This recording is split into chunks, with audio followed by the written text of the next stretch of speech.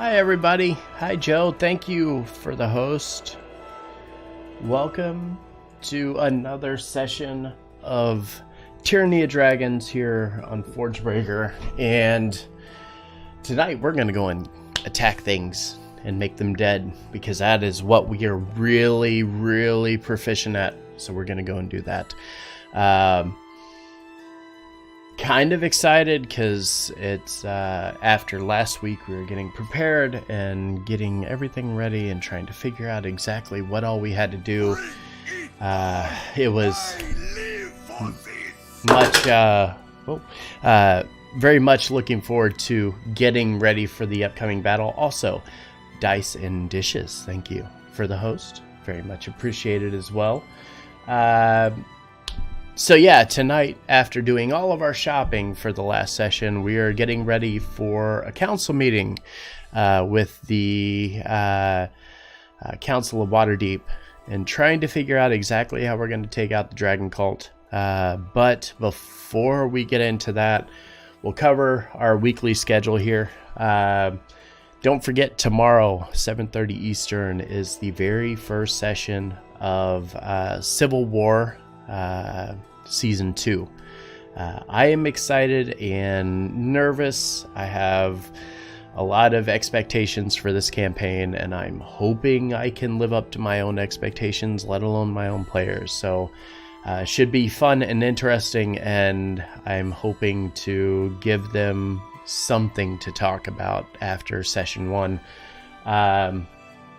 D&D replay on Friday. Unfortunately, we do not have a Waterdeep game this week, as we have a couple players that will be out of town and not able to make it. So we'll only do our D&D replay, and then we'll prepare for our Sunday Ascension game, which is back on its normal routine again. Now that the holidays are taken care of, and we're kind of back to doing that once again. Let's see what else. Tyranny, this campaign will be back on Tuesday next week with Giants, our Storm King's Thunder playthrough. That will be back on Wednesday. Dragons does return, as I mentioned, next Friday, not this coming Friday. And then Entropy returns, not this coming Sunday, but the Sunday following. So lots and lots of D&D coming up in the next couple of weeks. We hope you'll tune in for it and come and hang out with us. And then also on Thursdays, Fate plays Red Dead Redemption right now on Thursday night. So feel free to tune in for that as well. But that's pretty much everything. Let me check and see how everybody's doing over here. How you guys doing over here? You ready? Have it? I have beer and no idea what's about to happen. Yay! Yay, D&D. Yay, D&D. Hooray! So we'll do the D&D thing. All right, D&D it is.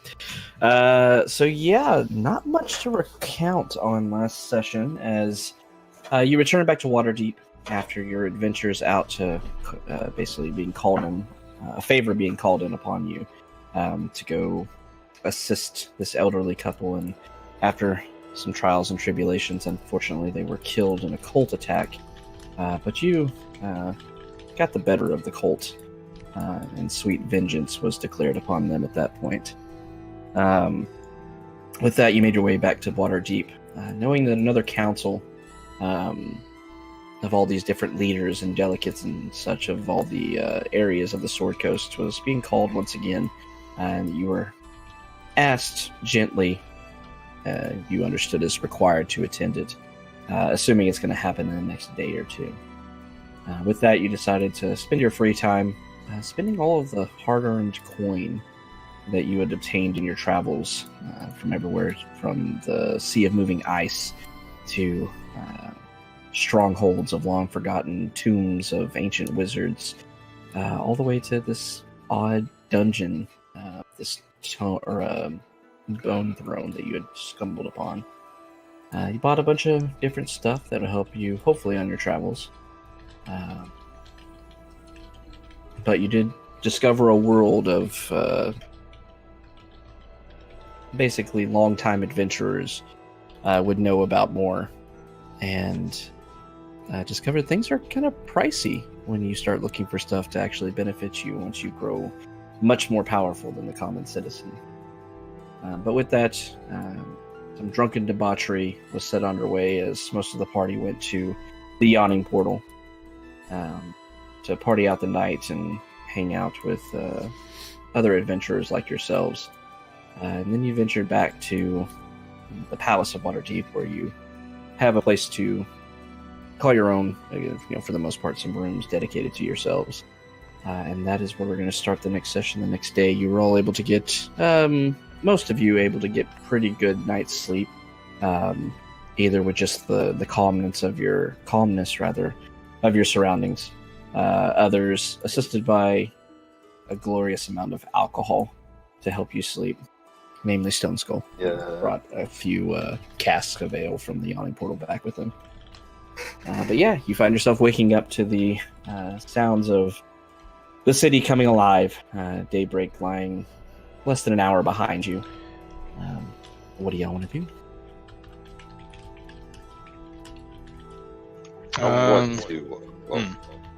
I was just going to ask, how much time has it been since we initially got back?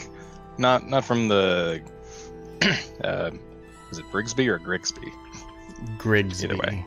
With the G. Grigsby. Before that, when we got back from the last quest. How many days has it been? 2 days. This is the third day. Okay. I imagine Max kind of, knowing the meeting's coming up, just going to try and find one of the bellhop door guys, near our rooms. And see if there's any info on when any sort of meeting is going to convene. And a day's passed, so we should be able to pick up the clothing stuff, right? No stuff for the bear.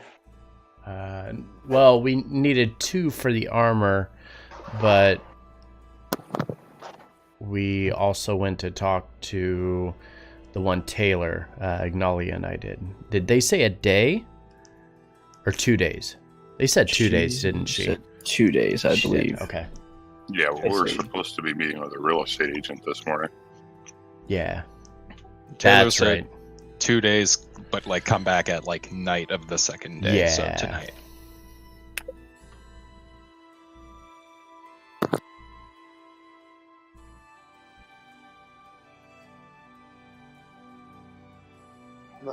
I'm going to track down the realtor, right? Check on our hall. Mhm. Yeah. Check and see if this is the place we want to purchase. All right. Let's start with a realtor. Do it. All right.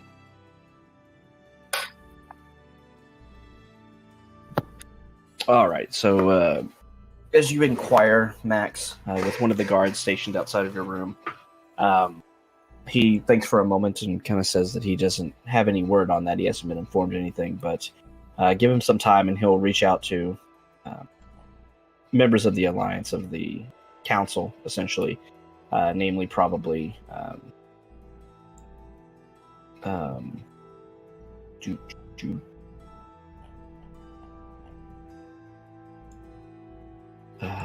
either Ramalia Haventree or Leonther? Why am I brain farting on his name?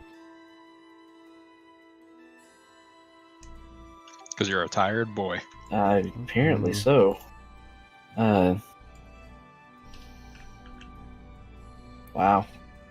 All work and no play makes havoc. Yeah, Boy, Leozen. boy. That's his name. Jesus. Oh, it's Leozen. been forever since we've heard that name. Yeah, it's been 8 sessions or At something. least, yeah. Right. Since before we left the Sea of Moving Ice. All right. So yeah, he says he'll reach out to some people. Says it never is a quick process, unfortunately, trying to find people within the palace or within the city of Waterdeep itself. But come back midday or so if you're still inquiring with it, and he'll see if he can have some word for you.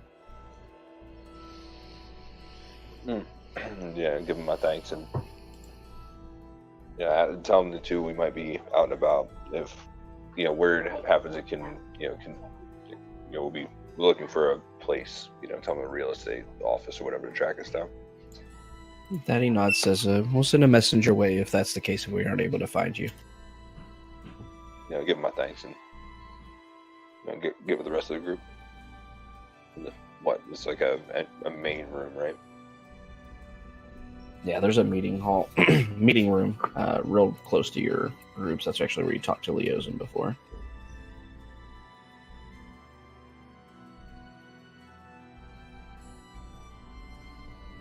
So yeah, you're all able to meet up and decide that you want to head to the realtor, I guess.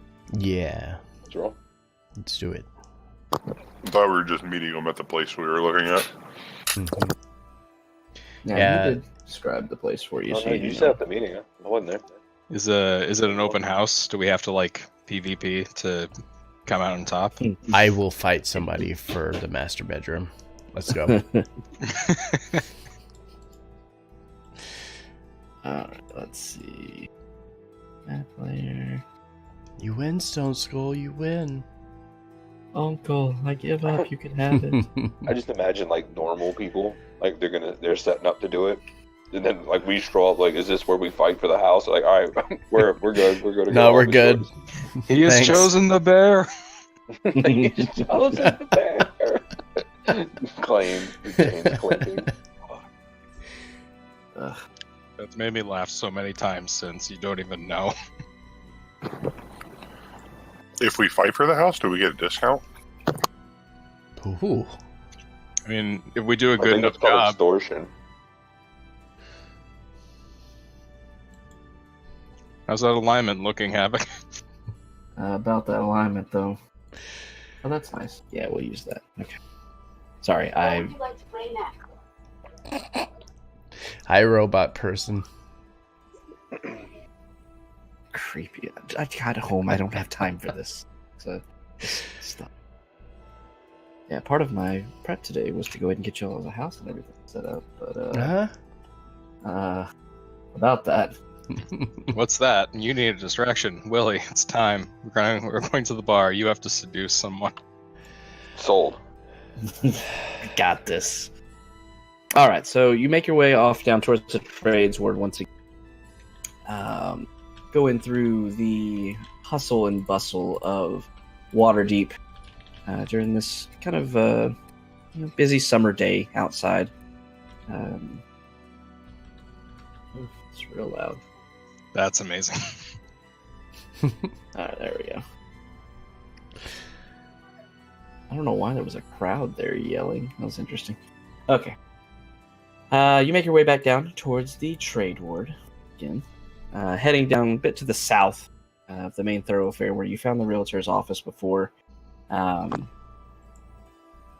he did say to meet you there and he would lead you to the place. Mm-hmm. And with that, you're able to find the man.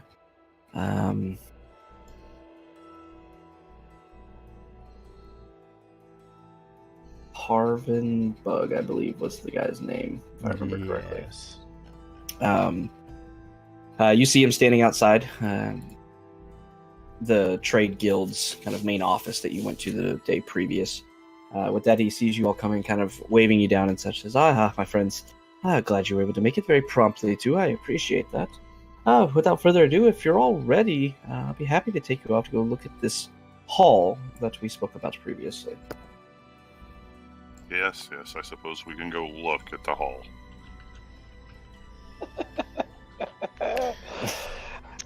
Such manners in front of a lady. That he nods, says, excellent. All right, let's go see it then. And then begins walking off, leading you into the city of Waterdeep itself. I don't think he understood. Doesn't seem to be a very observant man. All right, so with that, you move northward from the trades ward. You find yourself moving kind of across the city itself, moving past into the castle ward itself, and then moving forward past the city of the dead, rather, and into the north ward. As you're traveling, Harvin begins kind of describing the property a bit.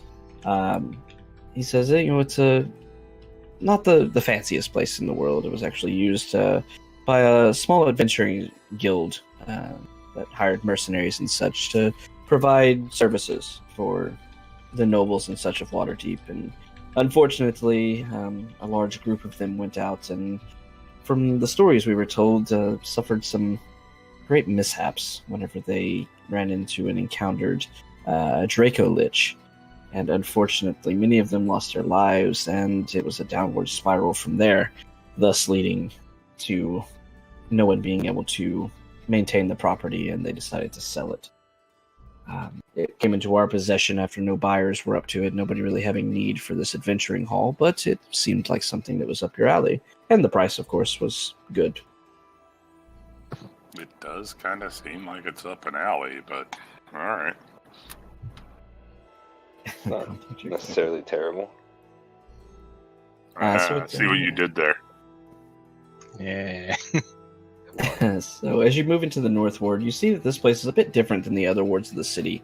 You see that most of the other wards have a good amount of businesses here and there, anything you'd expect inside of a major city, but the North Ward seems to be more residential than anything else, and not just any residences, but more so kind of upscale. A lot of guild halls and such, a lot of mansions, a few small, cramped-looking castles set off on the city blocks, taking up an entire block by themselves, but lots and lots of 3 or 4 story houses and such for, noble families and such that live in them. You see crews of, dung sweepers here and there that go about cleaning up the trash and maintaining the streets of Waterdeep. You see a lot of people walking around, but most of them appear to be, servants of some kind, maids and butlers, going about their daily duties of cleaning and then returning back to their residences after shopping for materials for their households and then going back to those said households. As Harvin, Mr. Bug, leads you on forward, you find yourself going up to a bit of an open area here within the city. You see it's getting a bit closer to the wall surrounding this North Ward, kind of off to the side, and you see that the area is kind of cleared out a bit, and you see several almost estates-looking places, places with land around them. However, you do see one kind of squat 2-story building here that looks a bit rough in its making, not unkempt, but definitely not focused on the finer look of some of these other places around you. And with that, Harvin kind of points to it and says, this is the place. It's, like I said, not the best thing to look at, but I assure you the inside is still fully furnished and such, and it may be something you fit right at home with. And with that, he leads you up to this guild hall. What is he trying to say? To use a little TLC, I'm gonna, Terry, can you, feel for the structural stability of this place? I'm not sure I've ever attempted that. Could give me a perception check.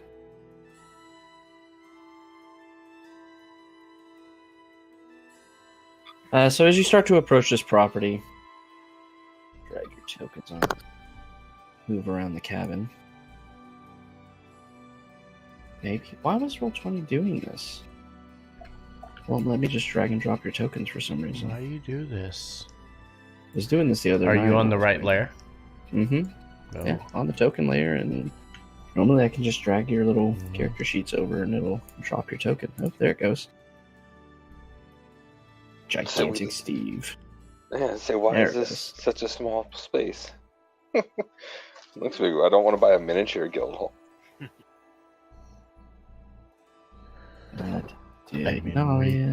We could. It'd make us feel like giants.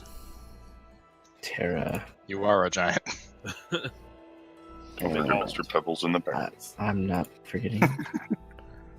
They're important parts of this party. They are part of our family, Havoc. All right, there. Honorary Everybody is member. here. Okay. So as you start to approach the property once again, Tara reaching out with her arcane senses in tune with the earth, you're not able to really feel much about the property itself, as most of it seems to be constructed out of this, somewhat older-looking wood. Very rustic in its making. Not curved or straight edges. It's just very haphazard and such. Obviously not treated and such. Just kind of the stuff that was, you assume, probably built by hand. Is the biggest feeling you're getting from it from looking upon it. Tara, you're able to get a clear feeling of the foundation for the property. You're able to tell that it doesn't seem to be, leaning one way or the other. It seems to be, at least starting with the foundation, seems to be structured. I'm going to lean over to Max and go, I'm not really sure what I'm looking for, but it seems to be that it's standing up straight. Let's start. Does it have a roof? It does have a roof. So we look up. It does. Is the foundation strong, though? Stare to each other and kind of nod, like, all right, it's got a roof. It's got a roof. Things are looking walls. up. Is there a door? Oh, fuck. If only irony was still a door. So is this second level here? So Havoc, we're Yes, going let me, to speak mark some to an stuff. armor smith, and we're going to switch irony back to a door, please. Back to a door. We just need to undo what we did. Yeah. I'll keep the spell turning shield, but we can give irony back. All right, first floor One and second. I mean, I don't see any objections to it except for the giant bear rug in the center of the room that's probably going to upset you-know-who. There's another one. He's never gonna get upstairs. Under the He's meeting table. fine. And then there's another one under this bed. Also, the structural The rope's gonna integrity of the second floor. So yeah, as you, Mr. Bug kind of leading you on, he leads you through the front door. Just throw a commoner in for him. Okay. So with that, Mr. Bug leads you around. He kind of points off to this room to the left. He says, yes, this seemed to be a meeting room, and kind of a quiet study that they used here. And once again, he kind of points around to some of the furniture. Once again, all of it very rustic, still very much in shape. None of these... the furniture you're seeing through here is fallen apart. I mean, this place could be moved into today by an adventuring guild and be very useful to them. So with that, he points over to, you see a bookshelf, clear and devoid of any books, unfortunately. And that'll be a running thing throughout this entire tour. No books on bookshelves. With that, he takes off. Moving forward, you see this small kind of, storage / hallway. A couple of doors leading off. He motions to the left, says there's a stairway that leads up to the second floor there. We'll finish off the main room down here. They actually use for a general meeting area and such, as well as all the amenities needed to run a small tavern if need be here. It does have a bar and such, and a few keg spots to be set back in the back. Nothing too fancy. Seeing a couple of you eyeing this very large mount on the wall, you see the head of this gigantic lizard sit up there. He says, yes, this was the namesake for the adventuring guild. They call themselves the lizard's tongue. Thank you. Named after this Thank you giant for being subterranean lizard that they slayed together. And unfortunately, it did not leave with them. He kind of looks at it a bit with a bit of disdain, but says, some people have their own choices and flavors to their decorations, I suppose. Yes, we are He buying a motions around party the house. room. You see several tables with many chairs set up around them. You see back behind the bar here are a few cabinets that still hold some glassware and such, some mugs, as well as a few flagons and such. You do see these iron kind of barrels sitting behind it with tubes coming out of them that you assume to be the keg setup, with a few taps mounted into the wall. But Mr. Bug does comment that those are currently empty. Will need to be restocked. But with that, he nods, kind of pointing off to the southeast that you had almost all seen. Whenever you first approached, there was a small stable. He says, as we requested, there is a small stable that, of course, can be re-envisioned to whatever you like. There's plenty of open space within it. A few a few hay bales still in there as well. If you have any horses and such or cows that you would like to put in there. And with that, he begins walking and says, we'll go see the second floor. That is where the bedrooms and such are. With that, he walks up the stairs, waiting for you all to join him up here.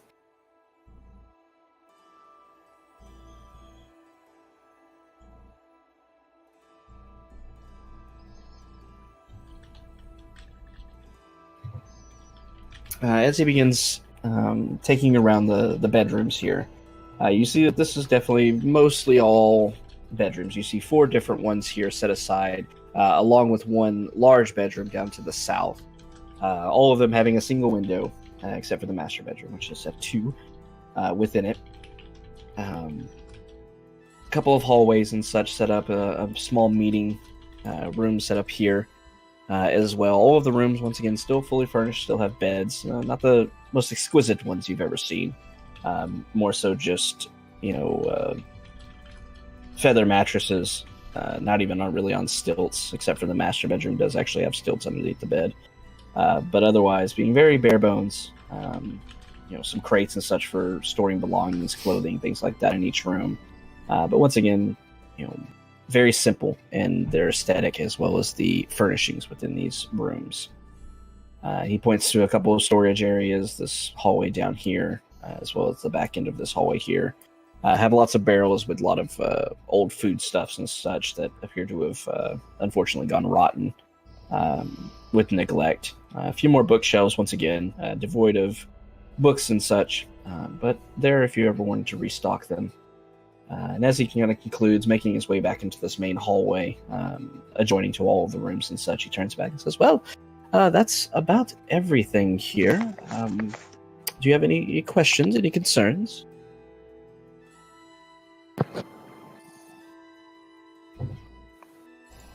Is it fireproof? With that, he thinks for a moment and kind of looking over at most of the wood construction of the house. Says, I do not believe so. It is made almost predominantly of wood. It would take some work to fireproof this place. All right, Ignalia, you're going to have to be calm. I put the flame in my hand away. Can you remove some of the rugs, please?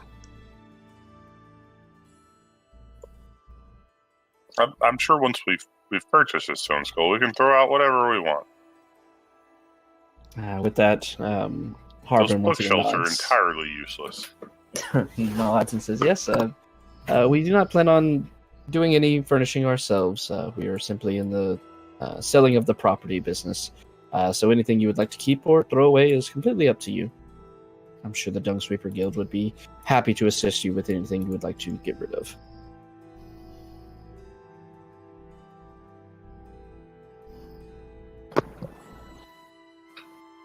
Where did Stone Skull go? What are you doing down there, Stone Skull? I'm looking. He found the master bedroom. I need a bedroom. Look, Oh, look. just This because is the of, bedroom. Just because of size, he gets the big bedroom. I like That that would be like logic. a normal bedroom, right? I'll arm wrestle you for it. Well, does anybody with eyes have objections? Well, I don't really care what it looks like.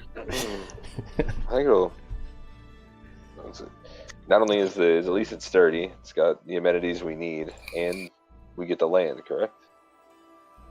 With that, he nods, and you did see it as you approached. There was not a ton of land around it. Probably the entire property itself, as well as where the house is sitting, or where the guild hall rather is sitting. It's probably a little over an acre in size. So there is kind of a backyard area and such, and a little winding dirt path leading up to the front, as well as to the stables that I can expand upon later. But this is what I got from the internet. So Yeah. But you did Sorry, see the land what was that, around it. Mr. Bug?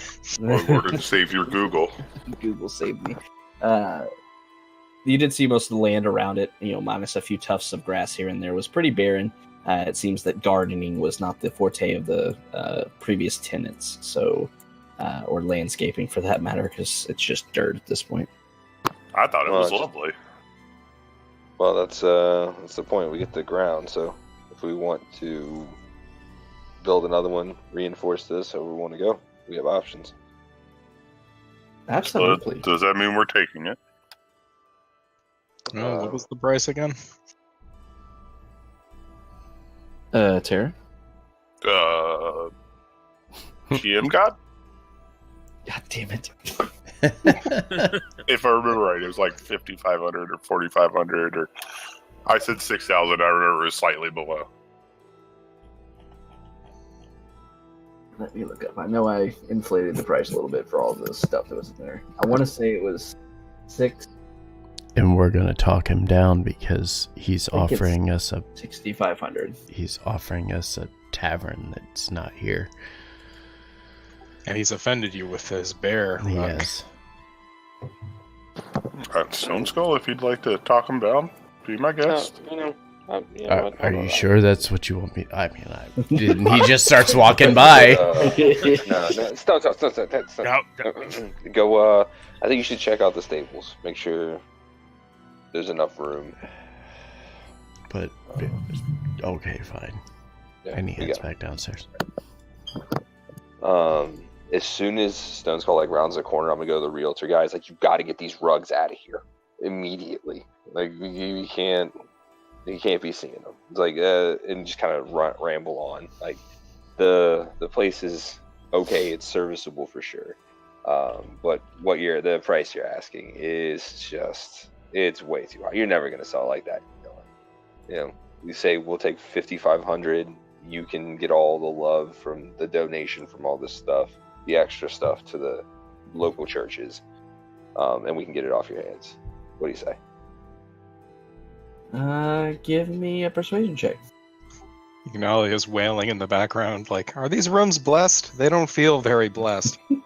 With that, Mr. Bug thinks for a moment and 13. says, well, we have had some difficulties trying to get rid of this property on the market for Okay, I want to a talk few about months this for now, a second. and you do seem that you're our best bet right now to purchase it, but maybe if I wait some time. I say we now. have cash. Can we talk about that base level 13, please? Base level 13. For persuasion? That's Oh, yeah. Yeah, that's silly. Mhm. So That's- silly. Hashtag just barred things. Yep. So with that, Mr. Bug thanks. He says, well, I've pondered. You're really cutting it down to the bare minimum, aren't you? We're barely going to get a profit off of this property. Well, Oh. what if I throw in 10 gold for you? With that, he kind of looks at you and says, well, I mean, that is very generous of you, but I do get a flat 10% percentage for the sale of this property, so I'll still be making a good profit myself, but I appreciate your attempt. Tara doesn't know how these things work. With that, he thinks that's fine. I can send a few of my workers over to do the added service of removing some of the furniture as well as some of the decorum. With that added on top of what you offered of 5,500, 5,700 total. And if you're willing to do that, we'll have a deal.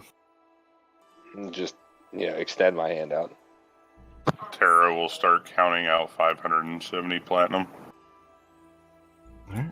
With that, he nods. Says, very Then well. she'll give him 10 gold too. Send whenever you're ready with the paperwork. We need it done quickly, as we'll probably be leaving. If you could have it drawn up in the next day. With that, as you're saying that, you see him reaching back into the satchel on his hip, and he pulls out a few sheets of paperwork and holds it out and says, and kind of waves it in front of you and says, quickly, I can do quickly. Confidence. I like that you had the contract drawn up. With that, he kind of shrugs, says, I'm fairly good at my job. Before we sign this, thoughts on Lizard Head staying or going? No, that thing's got to go. It's no dragon. We'll get a real one and bring it back. Yeah, we're gonna dragon head and put it up there. Hate y'all so much. I still have the dragon skull, don't I? From the red dragon. Because I knew it was on there. I put it on the bear, for God's sake. It was like it was on the bear's head for a while. Why don't I have just... Also, Stone Skull's curious about this thing that he found in the room. A book? They call those books. It looks like a book. Well, what are all these scribbles? How to Photoshop. Well, 3 out of the 5 in the party can read those. 3 out of 5 say it's called a book. I'm gonna have to go buy another map asset pack to find something that has like dirt and stuff for the insides of taverns. I can remake gonna this have for fun. you if you want. I have enough of the map packs thing to do it. If you want to, yeah, by all means. Well, Custom Stone build Skull your want own this room, and there needs to be dirt in it. on the second floor. Alright, so those contractors. Get rid of the bear rug. Move this shit outside. Take about like 10 gallons of dirt and pour it into this room. And Do you want to bring the dirt inside? Like, did I stutter? what's Piles of dirt. What's in the little trapdoor, Havoc? This little trapdoor right here. A spooky dungeon. Is that leading me to my death? Because I want to go in there if it's leading me to my death. There's a rug there. You don't see anything. What trapdoor? Guys, a rug of smothering has appeared. Kill it. Nope. You Hey, can fully guys. leave the trapdoor. It's like we got a haunted room in the house. Like, don't go in that door. Don't open the door. I There's an mean, angry-ass rug. I No, still it's not a see haunted that. room. It's a door I s- leading underground, and there's an earth mage. It's totally Terra's Cave of Horrors transplanted under the house. I can see the hinges on the backside. You can see nothing, Stone Skull. Not- I'm gonna like nudge Tara and be like, so we stay here for now, and then we come back and we burn it to the ground, raise it up in stone, right? You can do that. Yeah, that was the plan all along. Oh, good. Yeah. Cheap land. Nice job. Cheap lands. Hell, we Alright. don't even have to braze it down. We just go We'll underground. declare war on our neighbors and take their land as well. Havoc's still trying to How, situate the how far rug. are we for from that. the yawning portal? Just to be sure. A little ways. The Yawning Portal is on the north side of or south side of the castle ward. Oh no, north side of Yeah. the dock ward. It's the southwest side of the city. We're in the northeast side of the city. Yeah, or way up top. Yeah. Bad location, man. hmm Just make your own tavern with blackjack and hookers. Hookers. But Stone Skull will drink all the beer. Tavern in air quotes. Yeah, Caduceus tavern. Stone Skull has his own free beer. I mean, I mean, true, but when there's more... With all of you talking, Mr. Bug is moved over to kind of this middle meeting room and such, and has put the parchments down. You see that there's a deed written out for each member of the party, basically describing the place, this guild hall of the former. What did I call them? The lizard tongues? I think that's what I called them. I mean, Mhm. what happened to the lizard tongues that had a giant lizard head in their main? No, chamber? they all died. Yeah. Well, I mean, their adventuring name was the Lizard Tongues. Yeah. They were doing They- Extrapolate from that, Stone Skull. no one named the Lizard Tongue should have come up against liches. They killed one lizard one time, bought a They had- house. I should have thrown a fairy tale reference in there. I should have been like, yeah, they were shit. What's the name of the guild with the perfume master as the guild leader? Oh, fuck those guys. Damn it, can't remember him. But yeah, I was going to say the lecherous guild leader, unfortunately, was taken to court. And... Are you talking about Blue Pegasus? He's not the leader of Blue Pegasus. I thought he was. Ichia is just a general. God, get it right. Yeah. I'm sorry. Oh my God. Lore is not up to snuff, apparently. Sorry, it's not Natsu or Wendy or Happy or them, so I didn't really care. Disrespected Master Bob, and I don't like it. All right, so with that, he's set out all these parchments for you all, going through, and you see that there's a couple places for signatures. He's gone through and signed his name as the realtor for this property, and he calmly just waits for you all to walk into the room and says, as you have time, please just come sign the documents. I will need at least one of you to accompany me. We will head over to the Northwards Magistrate and have him see over the final signature and sign off the property, and at that point, you will officially be homeowners. I whisper to Max, landowners. Landowners. I guess I can go handle the formalities. I'm gonna start getting this place. I'll go outfitted with you for a bear. because I don't trust this guy. Good call. It actually brings up a good point. Probably none of us should travel alone from here on out. Yeah, that's a good point. Well, I'm just going to check in with the castle guard. Give me control of Mr. Pebbles' Icon Havoc. No. Well, take Steve Do what? with you. Huh? What? Can you not control it? Oh, you can't? So good. Did your dog leave? No, my dog's name is Steve, and I was like, I was telling Ignalia, like, take Steve with you and stuff. I thought she's like, bye, Steve. Come with me, Steve. It's the only way. You should have control over Mr. Pebbles now. That's funny. My job. I'd love it. All right. So yeah, with that, the rest of you stay behind Stone Skull and Maximilian, leaving with Mr. Bug. As he leads you off to the west part of the North Ward, you see kind of near the... Zoom back to... Well, no, we don't need to. The north gate leading in past the second wall into Waterdeep proper. The Magister's office is there. With that, he leads in. You see a line of people about 5 or so ahead of you. So you have to wait about 30 minutes or so. But finally, you make your way forward, and Mr. Bug lets him know that he's selling a property in the name of the Realtors Guild with Waterdeep. All sanctioned dues and fees have been paid for first-time homeowners, as is the requirement here in Waterdeep. And they just require the signature and presence of a magister to close on the property. With that, he reads over the deed that is presented to him, the same one that you signed, doing his due diligence to make sure that you are not being swindled and such, and everything checks out. That a sum of 5,700 gold dragons will be paid for the property itself. Maximilian, having been given the money by Tara, makes the exchange with Mr. Bug, and with that, the Magister puts his stamp of approval upon it, and then hands it back towards Maximilian, and says, congratulations on your new home. Have a nice day here in Waterdeep. Next! And waves for the next person to come up in line. I'm gonna take I carry a scroll case, roll it up, put it in the scroll case, and then head back towards our hall.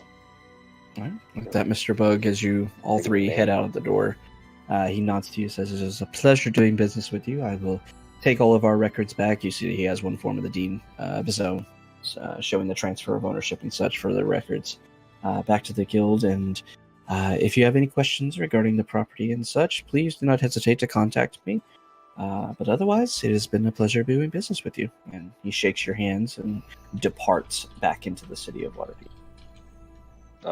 And like excitement. I imagine, did you bring your bear along, Stone Skull? No, the bear would have stayed back at the house. It's like I just like down for a race, and I'll unfurl my wings out. Oh yes, First one. Get there exactly the same time. Not just for flavor.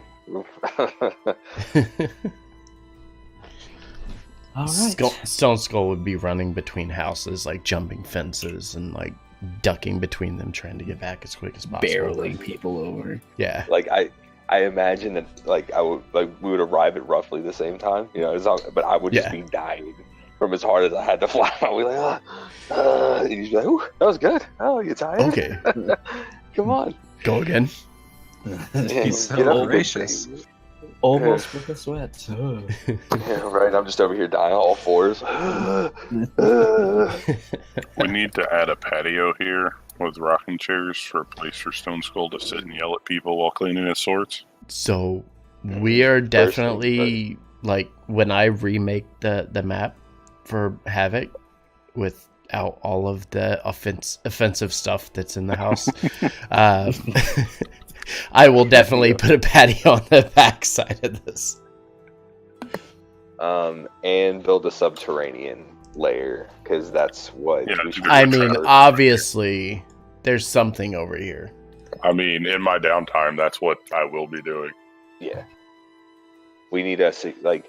While this place is nice, it's not secure in any stretch of the imagination. So, you know, I mean, against demons. There is a bear sleeping outside, so yeah. Our Mr. enemies can Pebbles fly. Doesn't come inside the house, so he's just gonna hang out outside. Just patrol. just wanders around the building all night. To be I'm fair, just trying to sleep Tara with can that. concentrate for like 40 minutes and have this thing encased in stone.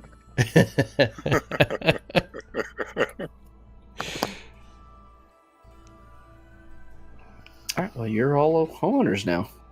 Hey. have When I a get back good and show you the deed. No, We do need a name. Oh, I didn't think about naming the place. Does that mean we have to name the group? we need to name the bear I think too. so. We don't have to do it right now. Well, Level 11, we haven't named the group. I I've know just we need. We're gonna need to do that. That's because names are earned. Didn't we have that discussion? We've done quite a few, but nothing that really. That might have been sticks, other nothing. session. So let's, keep our eyes open. The only name that's coming to me is Crit Daddy. I wonder why. It's odd. It just comes to me. There's got to be something in there with like dragon slaying. You know what I mean? But if we don't want to be corny. I haven't named the bear yet. No, you have not. He's just bear friend. I like that my soulless construct has a name. I and your like bear friend doesn't. though. That seems like a name that Stone Skull would come up with, is bear friend. If he was white, I would have said Barry White, but If only he was a polar bear. Grizzly Adams. Yeah.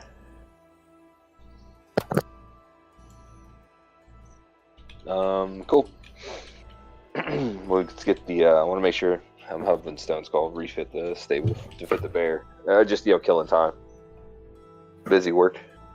Pass the time along. All right. So as you all start to mosey around, like I said, you do find. Oop, don't do that. Oops. So like my wall was right behind my desk, so I sometimes just put my foot up on the He wall. does deserve a name. Brace myself against, and all my cables are there for my 4 monitors. But One of he's my just bear HDMIs friend. apparently is just wonky because if I lift it in a certain way, my main monitor just blacks out and then comes back a few seconds later. And I was like, "Oh shit, it's gone."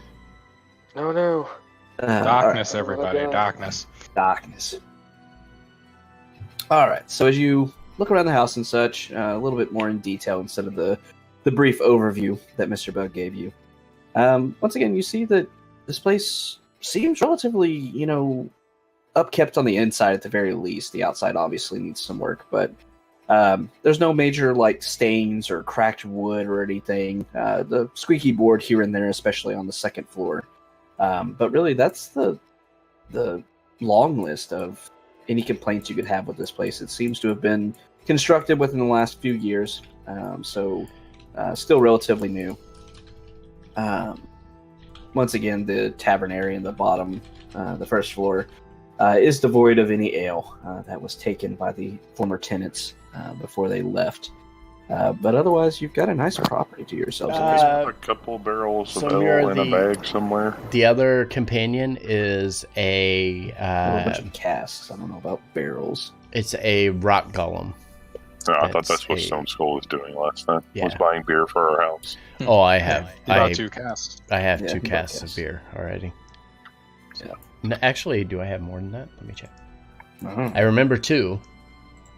I feel like you've gotten some on your travels, but I don't remember. Yeah, I remember 2. Hello, Roll20? Thank you. I have 3. I have Black Peak Ale, the Boulder Head Bock, and the Dwarven Stout. So yeah, you had picked up one other barrel or cask at some point. Cask not being, as big as a barrel, obviously. They're half size. Yeah. Alright. Kegs. We just need a few teleport circles, and we'll have a good foreign beer exchange. Mm-hmm. Alrighty. Yeah, So it was early morning when you set off, and through all the process of touring the house, making your way across Waterdeep beforehand, and then Max and Stone Skull going to officially have the house signed over, or the hall rather, calling a house. It's a bit more than a house, I suppose. But at this point, it's just before midday or so. Those of you kind of walking around the house, the doors kind of just open to the outside, letting in the nice summer breeze. You know that Waterdeep still kind of lies kind of towards the north of the Sword Coast itself. So even though it is well into summer at this point, it is still a bit cool outside. It's definitely not sweltering heat and such. The city is definitely alive with trade and commerce, this being the busiest time of the year. So you have the windows open and such for comfort. For those of you that don't really care what the temperature outside is. Stone Skull. Let's see. What's cold weather? As you're out in the stable, Max, you happen to be in between of trying to knock a wall down here. Obviously, these stalls sized for horses, not quite wide enough to fit the girth of a bear inside of it. You find yourself moving out to take a bit of a breather back in the open air, and you see a not super young, probably in his early teens boy, running up onto the property, kind of catching his breath, leaning over onto his knees and scanning the property itself, kind of looking at it. You see a bit of a raised eyebrow as he glances across at seeing the doors open and such, and then his eyes swivel over towards you, catching your eye, and he raises a hand. He says, are you... he pulls out a note from his waist and looking down at it. Gold Dragonborn, Maximilian or Rogar? I'm Max, boy. What do you have there? With that, he sighs a bit of a relief. He says, thank the gods. Knight Joran sent me out with this letter here, this missive. You see the folded paper that he was reading the names off of. To send to you as quickly as I could. It took a little bit of running all the way across the city, but here it is. And with that, he steps up to you, handing you over the missive to you. I'll take the letter and give him a gold coin and put it into his palm, and tell him I'm going to need you to hustle back and let him know that you gave it to me.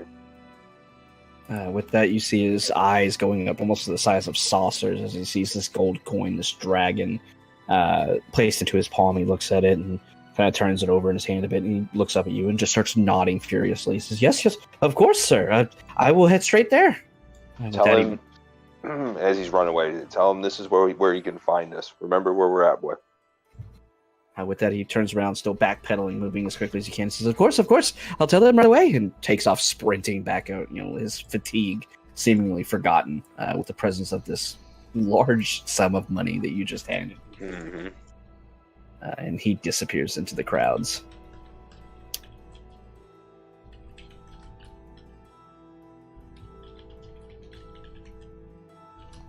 Sorry, taking a drink. I want to read the letter.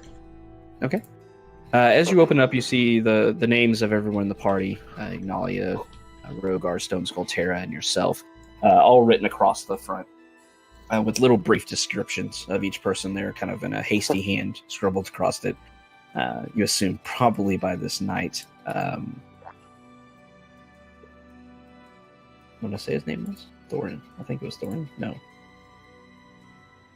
I used the Game of Thrones name. Damn it, and I've already forgot which one I used. Warren? Yeah, we'll just go with Night Warren. Write it down so I actually pay attention. With that, as you open it up and unfold this piece of paper, you see, once again, the same kind of hastily written missive. It was still a very kind of blocky text hand written out for you, conveying that I spoke to Leosin as you requested. I was able to find him in his study. Not seeming like he had slept, unfortunately, but he let us know that the council had been scheduled for tomorrow morning. 2 hours after sunrise, for everyone to meet back in the Palace of Waterdeep and be escorted to the council chambers. I want to just go in and let everybody know what's up. Show them the letter.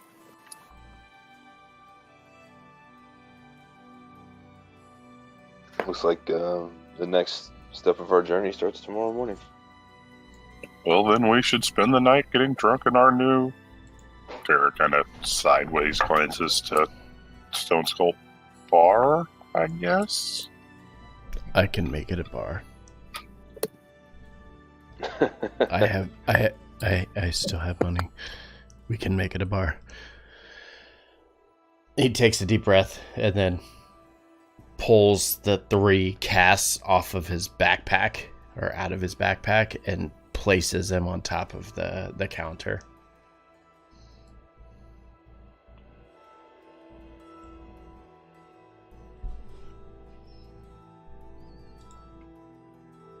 Wait, do you have any mugs?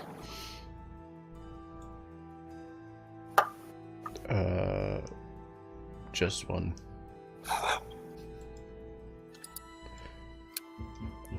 Are there mugs on the tables? Because it looks like there are mugs on the tables. And Wait, Yeah, there's only a mug on the table. Tara's going to take a mug from the There are table. literally mugs on the tables. We're gonna just pick them up and clean them off, and everything's fine here. You just pick them up and just blow them out. All right, there we go. Everything's Clean. fine. House challenge: drink from the lizard head. You do, like I said, see mugs and flagons and such kind of up in the cabinets behind the tab, or the bar itself, rather, as well as a few on the tables. All of them kind of covered in a small layer of dust. Tara's going to retrieve one and blow the dirt out of it and pour herself a beer. Probably the Dwarven one. Turns into a frat house.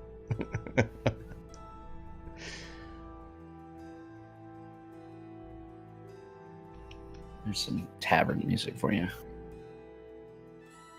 Sorry, chat. Sorry, chat. I don't have. I don't have What time tavern is it? music because Just before midday. we got copyright struck for Alright, it last time. Before I haven't the played late tavern afternoon music, hits, so Signalia's going to go out on no an tavern errand. music. Maybe I can find Everyone Going by drinking to the new house? Or? Oh yeah, Tara's not leaving this place until she's summoned by somebody to go to a meeting. Oh yes. Or, she passes out, falls off of her stool. One of the two. We'll stay right here.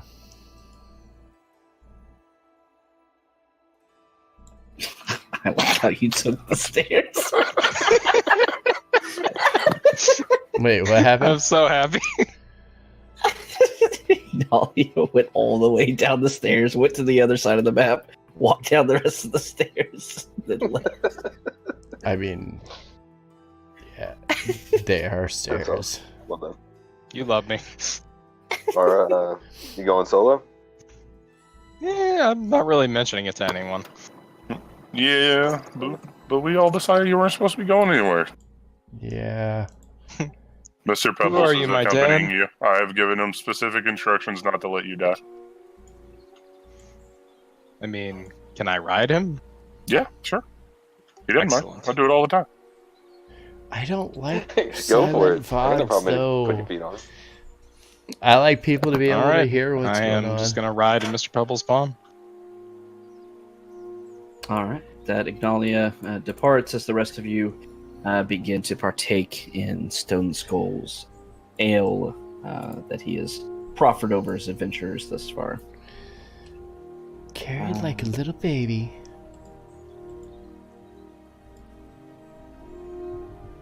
Where are you going, Ignalia?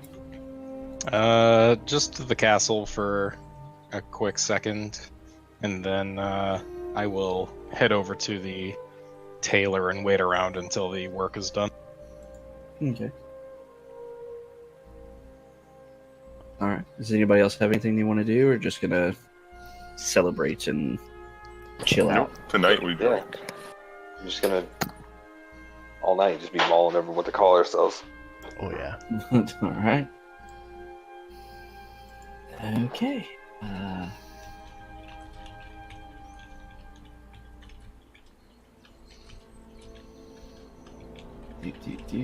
All right. So you arrive at the Palace of Waterdeep, Ignalia.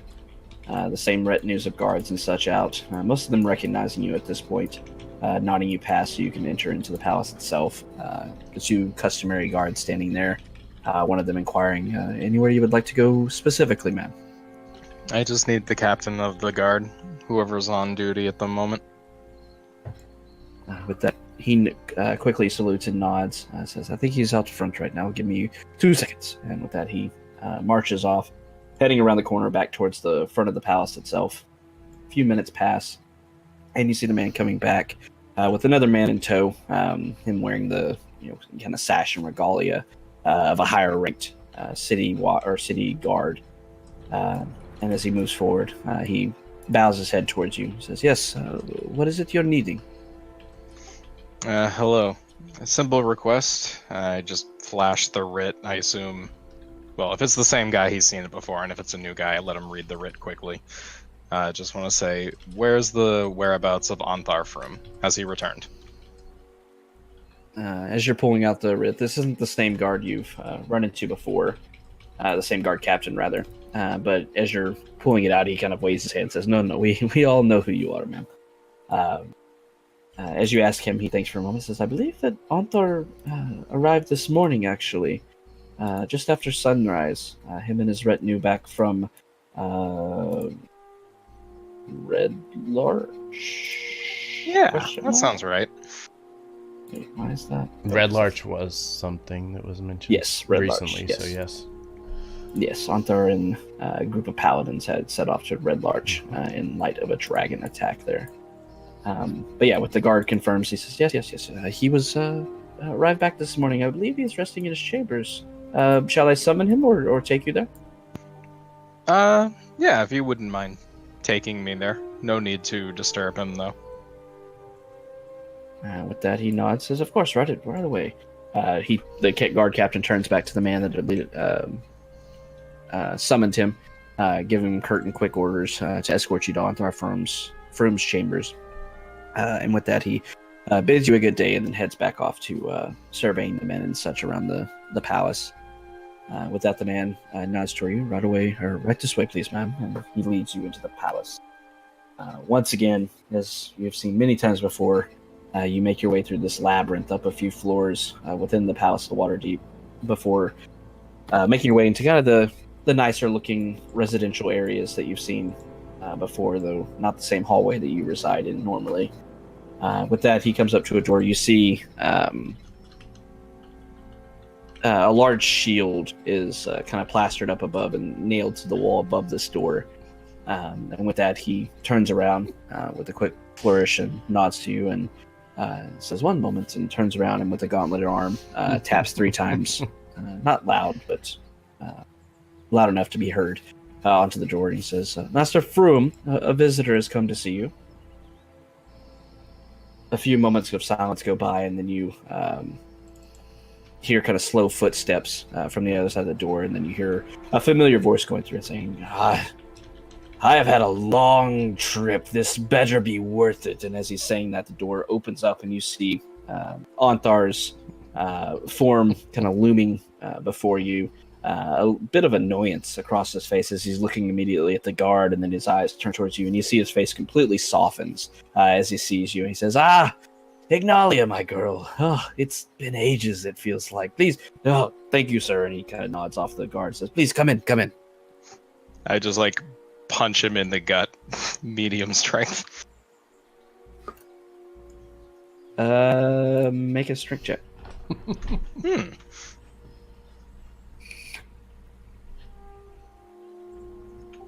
Just strength, right? Yes. Yeah, every song on Fallout Radio. Pretty good. So Yeah, so as you ridiculous. lash out towards him, you see Onthar's completely caught off guard as you're able to sink a decent punch into his middle. He kind of bows over a little bit. He says, what was that for? Quick check. Forge, how is swearing on your stream? I never oh no, really we're asked. good. You're good. A dragon? A fuck red that. fucking dragon, you bastard? You didn't think to check in with me. With that, you see a sheepish look kind of crossing Froom's face. He says, it was a spur of the moment kind of thing. Please, rubbing his stomach a bit where you punched him, looks back over and says, please come in. We'll talk at length about it. And with that, he kind of walks off, eyeing you a bit warily before he gets struck again, backing out of your reach. I will nod. Enter Like into smoldering armor too, all pissed off. Yes, I will point out, I don't have to be attuned for it to smolder. That is forever. But I will, just give him up-to-date events of, what's been going on. Everything from the Grigsby's up to, the house we just bought. Okay. So with that, Onthar obviously asking you what it is you've been up to. He hasn't been informed about the information for the council session quite yet, as he just arrived this morning. He listens at all to it intently, kind of bringing out some warm tea for you and him to drink as he sits down, and you see him kind of nodding along and such, and asking you questions here and there, and says, "Oh, they sound like a commenting on the Grigsby's, saying they sound like a." You are not passed out yet. Commenting on the Grigsby, saying, "Oh, they sounded like a nice couple. It's a shame what happened to him, but that's..." And he kind of slams his fist into his open palm of his other hand. Said, "But that's precisely why we're doing what we're doing. It's to stop travesties such as this." But he listens to the rest of it, and kind of nodding a bit of a proud look going across his face as you talk about purchasing a house and such here in Waterdeep. Though he does comment, and he says, "Well, the living quarters here at the palace aren't too bad, but I suppose I could understand why you would want your own place to call home, I suppose." But The you're always guards welcome. get nervous every time a dire bear and a giant golem walk by. This is true. I've heard them warily talking about the subject. But with that, he says, "Well, I do apologize for setting off without informing you. It's just that you had your own missions and I had mine, such as the way I love of the what we shield do so in this much. world. We are still Order of the Gauntlet, after all. People were in trouble in Red Larch. A red dragon, a nasty beast, really, had set upon the town and was skirmishing with the outer walls before it finally set over with a large band of the cult accompanying it to attack the city itself. And Red Larch, well, gotta think for a moment. Not as large as Waterdeep or Baldur's Gate or the other large establishments here on the Sword Coast, is still somewhat crucial, as it is lay directly along the main thoroughfare going along the coast, and we could not stand to lose that, so I led a good sizable force, a few hundred men down there, and we took care of the threats for the most part. That damnable dragon did escape with his life, unfortunately. Took a few dozen of my best men along with it, but with that he kind of sighs. You see him kind of wiping his matted hair back a bit, bit of a haggard expression crossing his face. He says, "This is a time of war, unfortunately." Did you catch his name? The dragon, that is.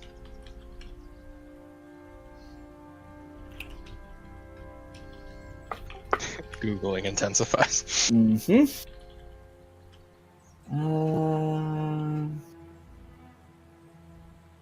With the dragongeneratername.org. Fantasy Variant name red. generators. 4 red dragons too. Actually has exactly red dragons.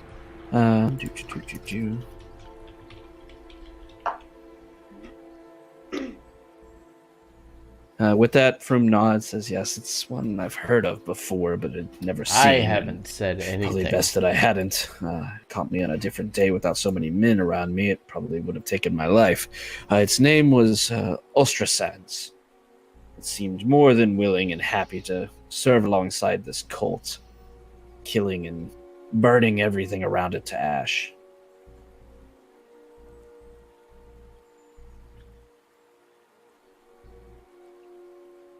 Close enough.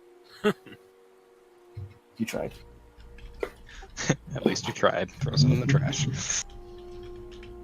And while he's saying all of that, I'm just gonna give him a thorough healing with my magic for the day, just to make sure. As you do so, you can see, or rather feel, that Froome was pretty beat up. He didn't have any outward injuries that you initially could see under his kind of this studded leather tunic that he was wearing. You know that this is probably his house garments, what he wears around all the time, always wearing armor, just not quite the heavy stuff that he normally wears in a battle. But underneath, you were able to sense and feel several broken ribs and such that he was fighting against the pain on.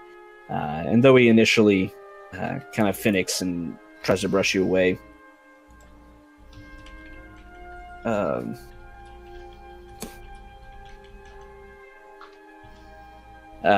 he finally relents and lets you go about your work, thanking you afterwards, saying, "Thank you, dear girl.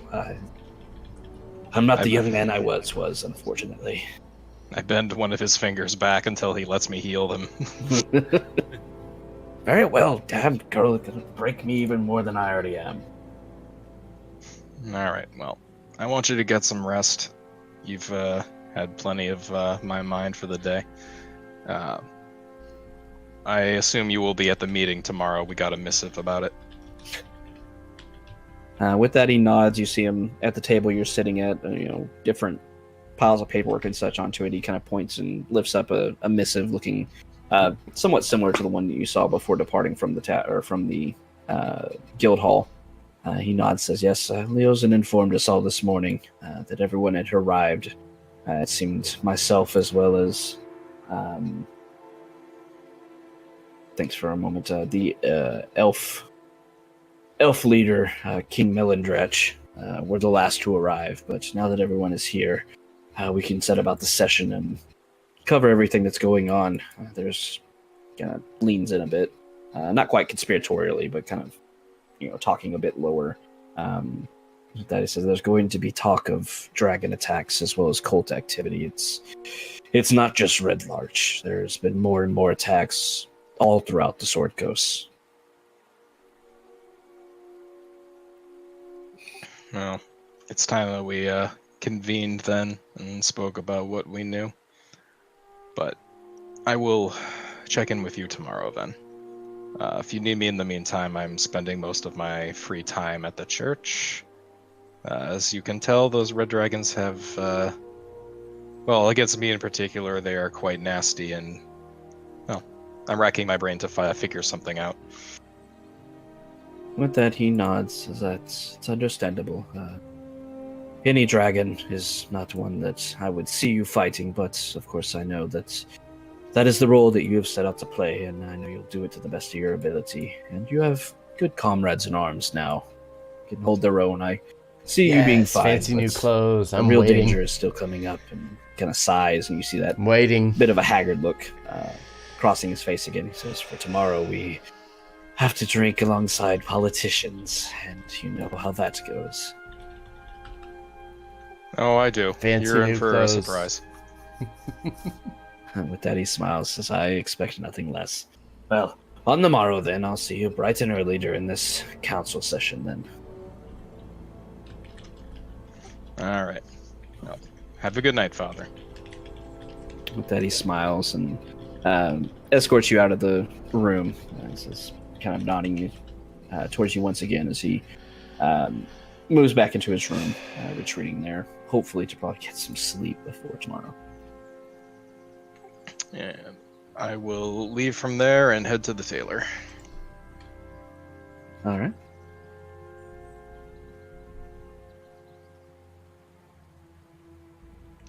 Oh, I've just been doing Constitution. My con save is so much better than my Constitution. I've just been doing con Yeah. as well. Uh. I could do my save, which is a lot better. Rogar's like, I'm trying to keep up. I'm trying. Based on what I'm observing here,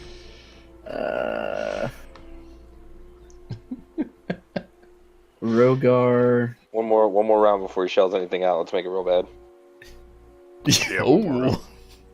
Yeah, con saves, not checks. All right, I'm so very invested in this. Oh, I'll con save now.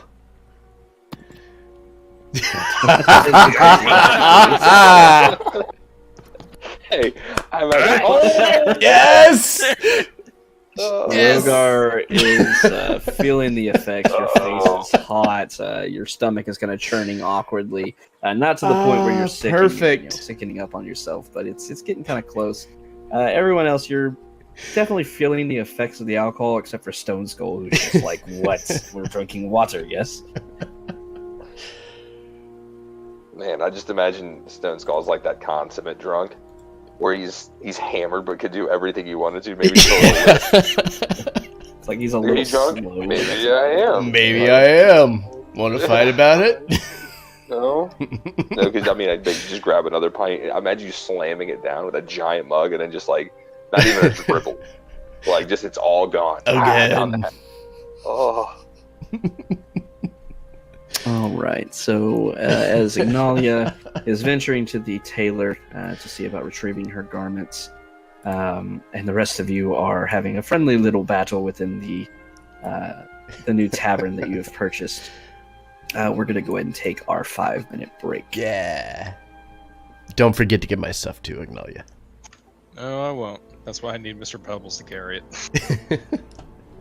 All right. Yeah, So, I'm going to drink. I'll be right back. yeah, 5-minute break. When we come back, we will get to our council meeting and hopefully...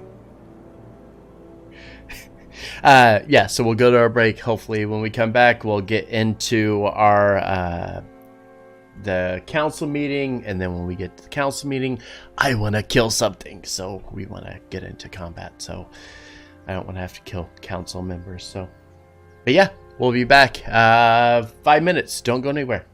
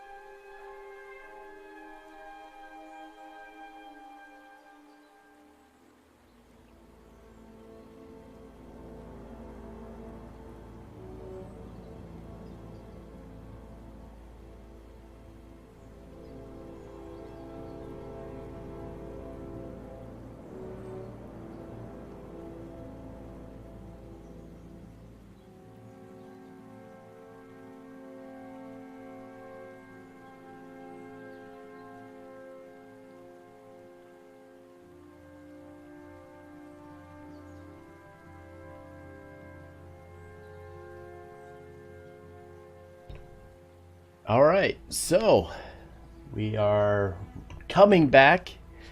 Everybody is getting situated and ready to go. Soundset has a bartender that can talk to you, apparently. Ready whenever you are, Havoc. That is my response to that. All right. So, with that, the rest of the party enjoying their drinks. Rogar deciding to go ahead and step away from the delicious ale, as it seems to be really getting to him. At this point, a little bit after midday at this point, heading into the early evening, Ignalia, you set off towards the... I know I took notes of this somewhere. I think it was called Now You Die. Taylor? Now You Die was the Taylor. Now You Die, the Assassin Guild. Mhm. Where is it called? Where did I take those notes? I know I took them somewhere. Nope, not there. You had the pre-generated shop notes thing. Yeah, but I was anything that... Oh, okay, here it is. Okay, Yeah. so Lorelei Gloss was the Yes. NPC there. I just didn't write Lorelei, down yep. her. Now You Die. There we go. Now I have the shop name too, instead of just her name. Yeah, I try to keep places that y'all actually go to or take interest in written down. Yeah. All right. So with that, Ignalia, with Mr. Pebbles still dutifully following along behind you, you make your way back towards the shop called Now You Die, or The Die, as the mistress there, Laura Lee, had referred to it as. As you get closer, you know the day is beginning to, wane on, but it isn't quite evening time when you met her before the day previous. But you know that she should be getting done with it somewhat soon, hopefully, with the garments that she promised. But you arrive there, the sun beginning to sink a bit, but not quite evening time. Stone yet. Skull should have What do you went and got the clothes. I'm not in himself. a rush. Plus, it's not worth making the journey again. So I will look around, grab some food, and then come back and wait for the finish. Okay. Anybody back at the house doing anything besides drinking yourself into a stupor? I'm just gonna make sure I have gear packed. We don't know when we're gonna have to leave and take off. How quickly we come to a consensus, just have a go bag ready. Okay. Tara, Stone Skull, y'all still drinking? Yeah, we're just gonna hang out at the bar, I think. All right, another con save. Okay. All right. Ale still flowing richly. Still tastes as good as your first glass. Both of your faces kind of warming up a bit with the continued drinking, but neither of you really feeling too inebriated. Ignalia, another couple hours pass at this point. You getting food and such, and kind of waiting until the sky begins to slightly darken. Evening now approaching. Not quite to dusk, of course, but getting closer. So probably 5:36 or so. IRL. Earl. Earl. Alright, I'll head inside of the shop. Or knock first and then head inside. Okay, so as you knock, you just hear this chiming voice coming from the other side of the door. Yes, come in, please. And as you enter into there, you do see Lorelei hard at work over what appears to be your garment. You see this dress being worked on top of a female mannequin sitting over to the side of the room. And you see Lorelei's long hair is kind of tied up back behind her head now in this loose bun. And she has all manners of thread and such kind of over her arm on this kind of belt or a sash or something like that she has everything kind of stuck into it and such. And as you enter, she turns around and says, "Oh, my dear, I'm just putting up the last final touches on your garments here. I didn't expect you to be early. It's a pleasure. Please come, tell me what you think." No, it's exquisite. And please don't let me rush you. I was coming through the area, we actually got a summons for tomorrow, so I figured it was worth the wait. With that, she looks at you and says, the best things always come without rushing them, I assure you there. But yes, give me another few minutes and I will be done with this. As she turns back around, her back to you, you find yourself kind of looking around at all these different exquisite garments and such in this place. She goes through looking at all, working away at this dress here in front of her. She starts to start up a bit of idle chit chat as she goes on work. She says, summons another. I'll put it in council, I'm chat, but assuming. basically All it's the just city is /ME abuzz for about all me. of the, famous and nobles whenever and you such type returning that, to and the then city you again. type everything I'm hoping after that your it's character name. something to So do with these, when you these nasty attacks we all keep hearing about throughout the Sword Coast. when you select yourself, that would be correct. you do the /ME and it fills Measures in are, your name, and then you fill in everything else. being put into motion, some of which will be discussed tomorrow. With that, you see her nodding, kind of to herself, still focused intently onto this gown, or this dress rather, that she's working on. She moves around it towards the back, and you see her start to work on the back of it a bit.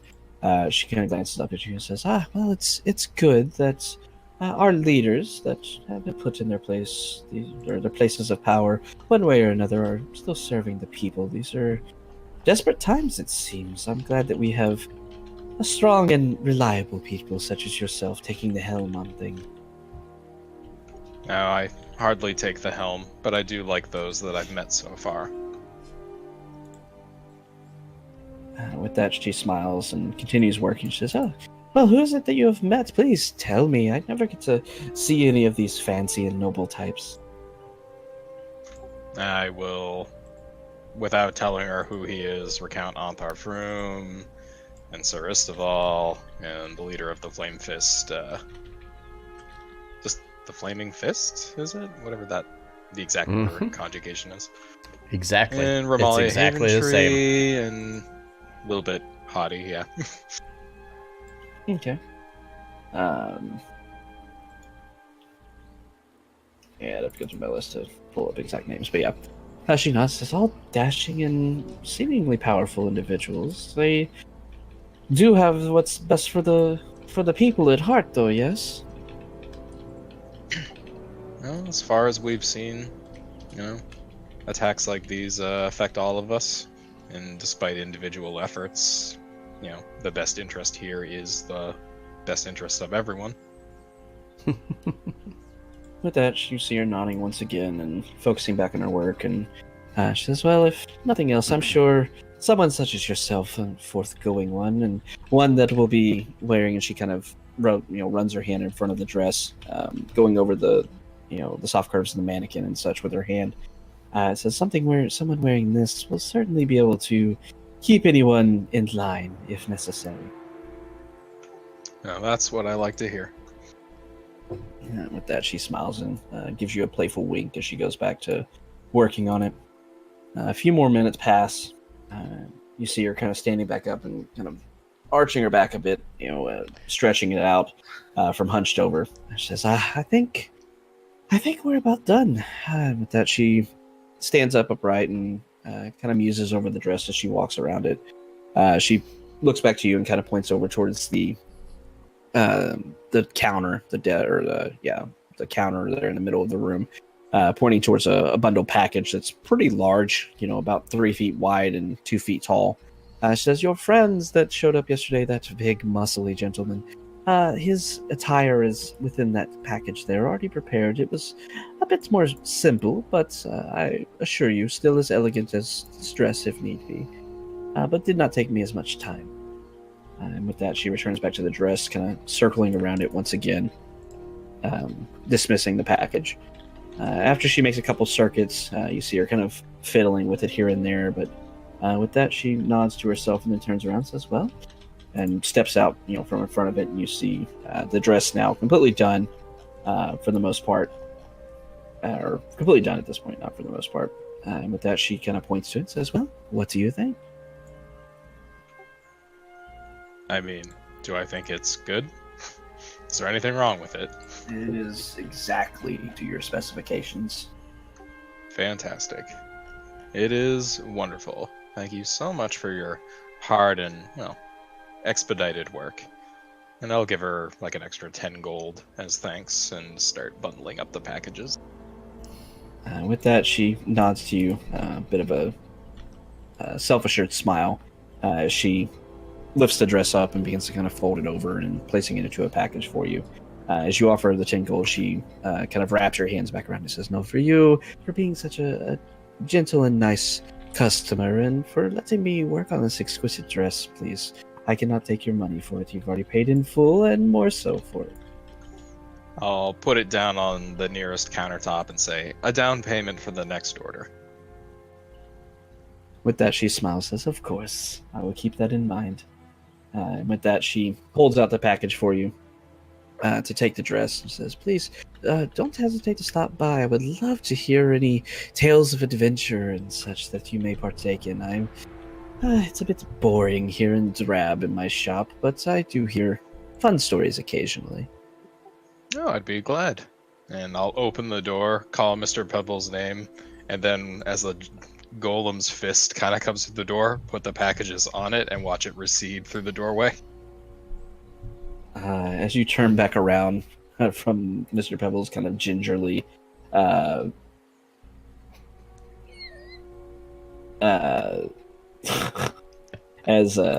Mr. Pebbles' hand and arm reaches into this kind of quaint shop, reaching in, grabbing the bundles from you, and gingerly moving them back in. You see two little fingers coming into the door and grabbing hold of the tiny handle and shutting the door back behind him. Okay.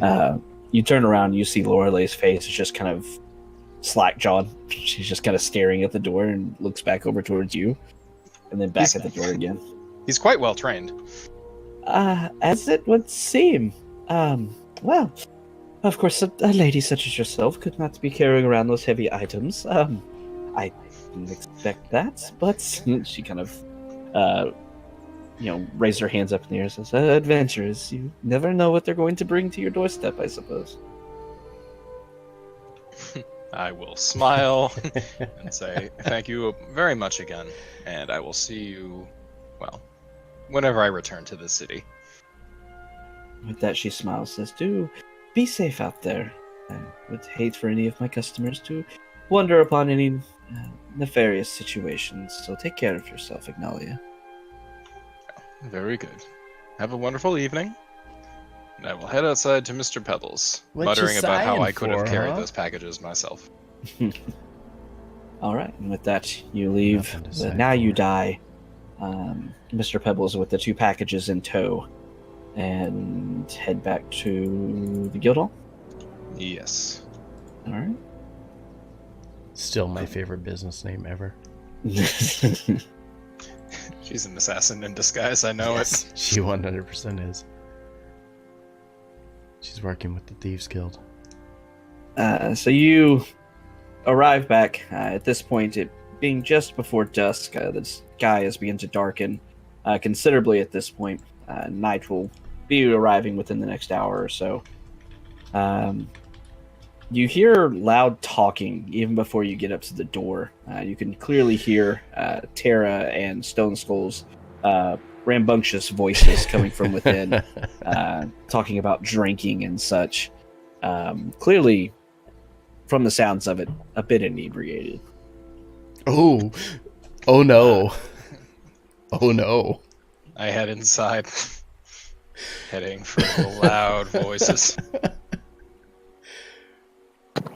Ignalia! Oh no. One more, Tara. Do you barf when you say my name? Oh! Yes, she does. There it is. You walk into the There room, it Ignalia, is. you see Stone Skull raising his glass, still half full, the ale within it kind of sloshing around a bit. And then you see Tara, her eyes kind of hazy as she looks towards you, hazier than normal, obviously. As she kind of senses you coming to the room, she's like, "Ignalia," and then leans over the bar and just throws up all over. I look over at Stone Skull and just raise the package in one hand. Looks like you won your wager, because I imagine you made one. Oh. I'll leave this on your bed. Okay. I'll take Tara up to make sure she's okay. I will. Move No, I'm over not to cleaning Tara. I'll move over to Tara and use 5 points of lay on hands to cure disease. Your drunkenness is cured, Tara. Or at least the alcohol poisoning is. Yeah. And Stone Skull will pick up Tara and drop her off. Did you just kill her buzz? Just zap it out? That was it right there. Just He just killed it. That's it. Yeah, no, Tara, you feel That's like round an 3 awful is party good to go. trick. Yeah, round 3. I vomited. We're good. Keep going. Puke and rally. That's how it works. Or it did when I was 20, or when I was a lot younger, at least. All 20-year-olds have lay on hands at will. Yes, they do. Oh, yeah. And Mr. Pebbles will be on guard at the doors. Actually, no, he's not going to block the doors for the bear pen. That guy could come out if he needs to.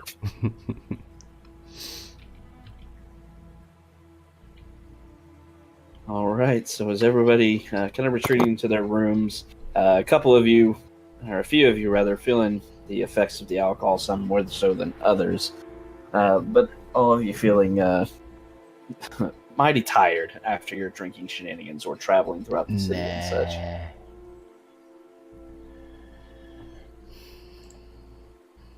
Anything you would like to do before nightfall and the next day starts? Sleep.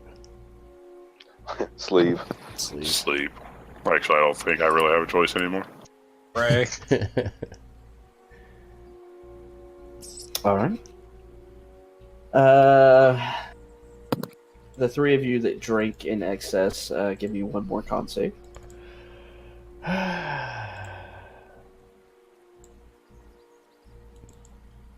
Oh yeah. Oh yeah. Typical Stone Skull fashion. All right. So all of you head to bed with your last night of free time for the time being, at the very least. Because surely you will not go to this council session and not have more orders or more incidents to take a look at. So you enjoyed it to the fullest, either preparing for it or enjoying some drink. You all head to bed, getting a good night's sleep, and waking up the next day. Everybody that drank feels pretty good. No hangovers to really speak of. I feel waking up a few hours just after sunrise, rather. Having at least an hour and a half or so before the meeting is supposed to take place. But all of you waking up and not being hungover and such, and ready to start the day. Stone Skull wakes up at the normal hour every morning that he would normally wake up and acts like nothing happened last night. Even I'm waking up splashing a little bit of water on my face. But I'm going to he spend the hour and a half double checking all my gear, doing maintenance, getting it ready. he is going to unequip all of his other stuff and try to put on this stuff that they call fancy clothes and try to fit in it without like wrecking it when he's putting it on the first time.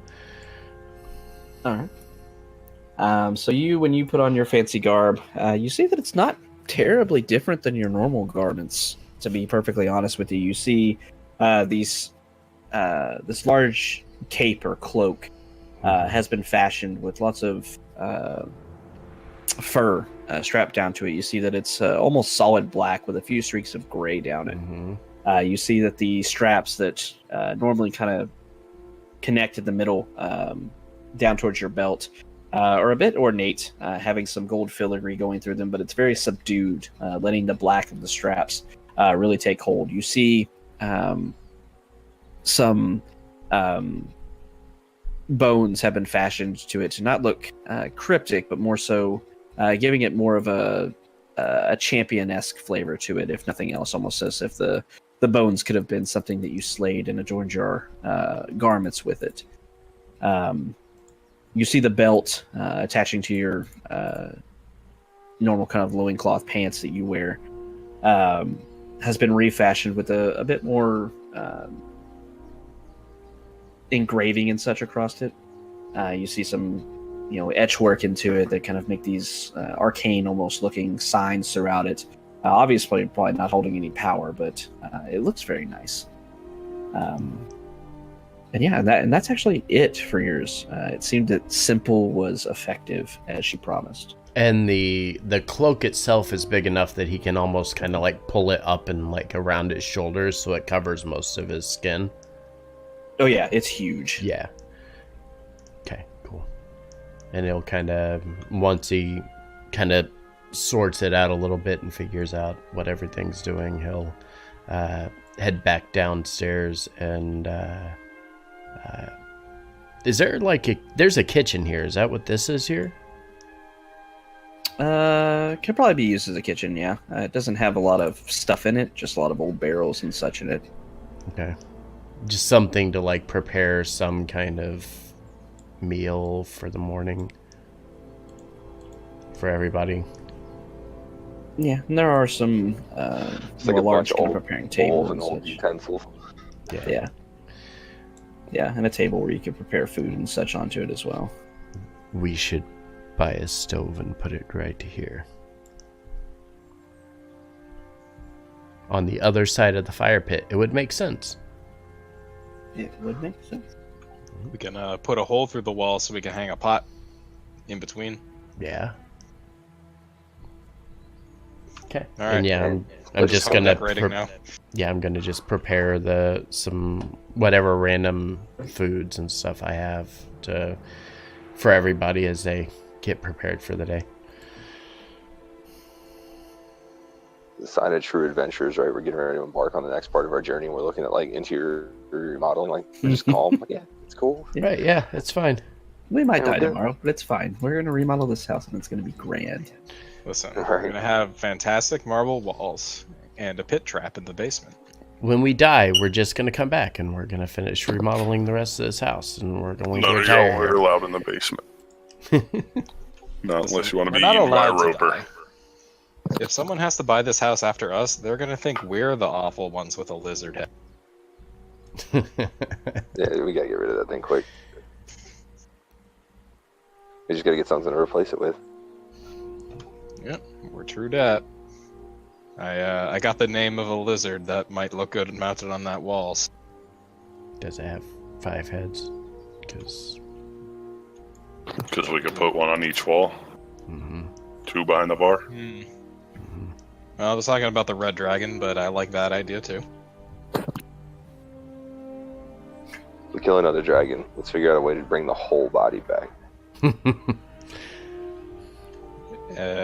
Animate dead, ride its corpse. Yeah, that's an alignment shift if I've ever heard one. Yeah, right. A little bit. The town would be completely cool with that dragon flying overhead. No, we just park it out front. Like, watch, just snap your fingers, release the magic. It's fine. I imagine instead of it turning off, the head just kind of twists back to a very dead positioning. It falls down like cartoonishly.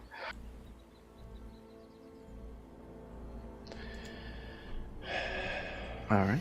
Anything besides eating and preparing and setting off? No? Nope. All right. So it's Stone Skull preparing as best he can, just a breakfast for the party. What's up? You all make your way downstairs, eating up as you can. You see, Ignalia, are you putting on your fancy dress? Oh, yes. Okay. But underneath the secret traveling cloak. Okay. The dress is underneath it, or underneath that is the No, cloak. underneath. Oh, come on. Which is going to go on top? The cloak. I don't know how these things work. Dress, then cloak. You ever put on a suit and then a jacket? Yes. All right. You got Are it. y'all getting dressed up? Council meeting. Important It's a big deal figures. for them. Yeah, the rest of you are like, meh. Yeah, I mean, I kill things in these clothes. It's good enough to meet lords with in these clothes. Hey, even Stone Skull cared enough to have something tailored. Have you seen my fancy boots?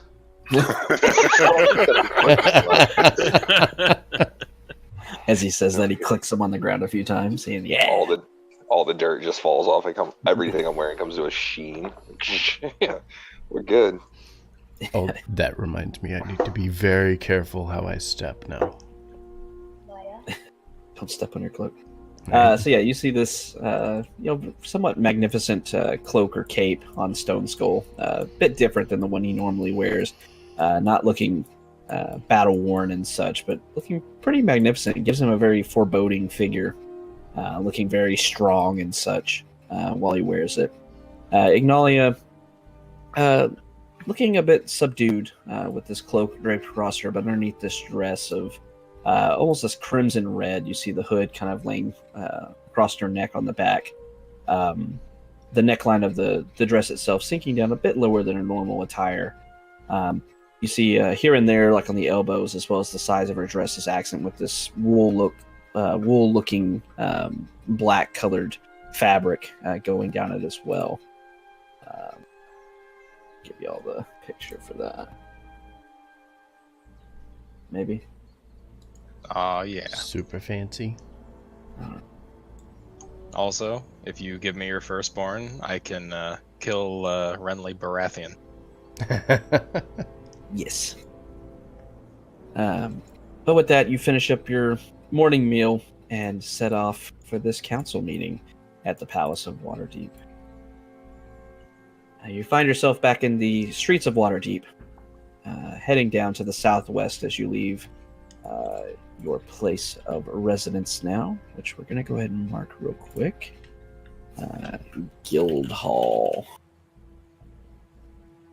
Let's make that that big and do there-ish. Red. No. Black? Yeah. Okay. And you find yourself heading to the southwest, eventually arriving after a few minutes of travel time down at the palace itself. Once again, as you've seen the last few times you've all ventured here, there's a somewhat large, 50 or 60 soldiers, this retinue of city guard out front that all of them seeing you approaching. You see there's a lot of fancier looking folk going in and out of the palace at this point that the guards are all watching intently, making sure everyone belongs and such, but they nod to you all as you approach and let you in towards the side entrance that you normally use instead of opting to head in the front where everyone else seems to be going. As you approach and move in, you're led inside to the palace proper. And as you do so, you're led through the twists and halls, eventually coming out to a large meeting area. And as you do so, you see a similar sight as when the first session took place. You see many, many nobles all around this extremely large hall with towering pillars all around you. You see people with regalia from all the major cities, from Waterdeep itself to Baldur's Gate, even Neverwinter. You see Cormyr is represented at this place as well. Just lots of different noble factions seem to have shown up, and you see they're all meeting in this large hall like they were before. And without even really being need to be led, you're follow along the same footsteps as before, heading over to the western side of this large hall where a small alcove is. With that, the guards stop, kind of motioning. One begins to kind of say that the same line before, saying just head up and on your first right, you'll find a small hallway that leads you to the meeting hall. And with that, you follow the directions once again and make your way into the now familiar council session chamber. Yeah. We've been here before. I see they've laid out the Settlers of Catan board on the table. Mm-hmm. I have music for that. I do too. I go for the brick mining strategy. Really? Sometimes. Okay, I'll play you. Other times, the sheep must flow. The sheep must flow. Cheep, cheep. All right. So we'll go with some. Havoc's trying to think of what music to play, so sorry for the pause and all the action. As you make your way into the chamber, you're presented by a similar sight with a few variations here and there. As you make your way inside, you see all of these dignitaries, all these members of this council, sitting down and waiting. You see a few more people are approaching from behind you as you move in, as you see a few more dignitaries making their way inside as well. God, I maximized my magic items folder. I shouldn't have done that. Mistakes were made. Yeah, there's so many magic items.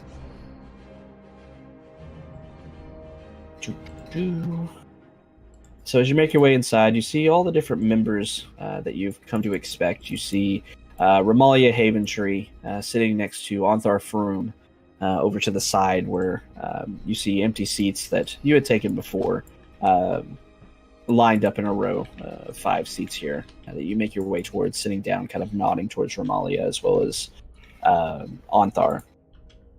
You see all the different members of the Lords Alliance, all the gathering of these different notable lords of this of the Sword Coast itself. You see sitting a bit of a seating order seems to have taken place, a change in the order rather, that you kind of note on but had been warned about, albeit a bit briefly. You see sitting at the head of this table, instead of Lord Dugalt Neverember, sits a woman, one that you recognize from the previous session and know to be Lady Laeral Silverhand. You see off to her right, Dagalt Neverember is presiding, as well as a woman sitting on the opposite side of Laeral Silverhand. And as you're all looking at her, she looks familiar, and you initially can't place why. And then you remember a fateful time when you had ventured into the Yawning Portal. Seems years ago, even though it wasn't quite that long ago. But you remember meeting with Ramalia Haventree at the behest of Leosin and the Harpers. And you had met a woman who had been sitting on this meeting as well. You remember her name was Elia, and she is sitting next to Laeral Silverhand. You see Ambassador Conrad Braunanvil, the leader of the Mithril Hall, these Shield Dwarfs faction that resides in the Mithril Hall itself. You see Marshal Ulder Ravengard, who is leader of the Flaming Fists, the military might in Baldur's Gate. You see King Melendrich, the wood elf that rules over the Misty Forest and leads the faction of elves that resides there. You see Tyr Hornblade, this male, and you know he's a wizard, very old. You've heard stories of him being alive centuries ago and having deeds that he performed back then, namely in conjunction with Silvery Moon.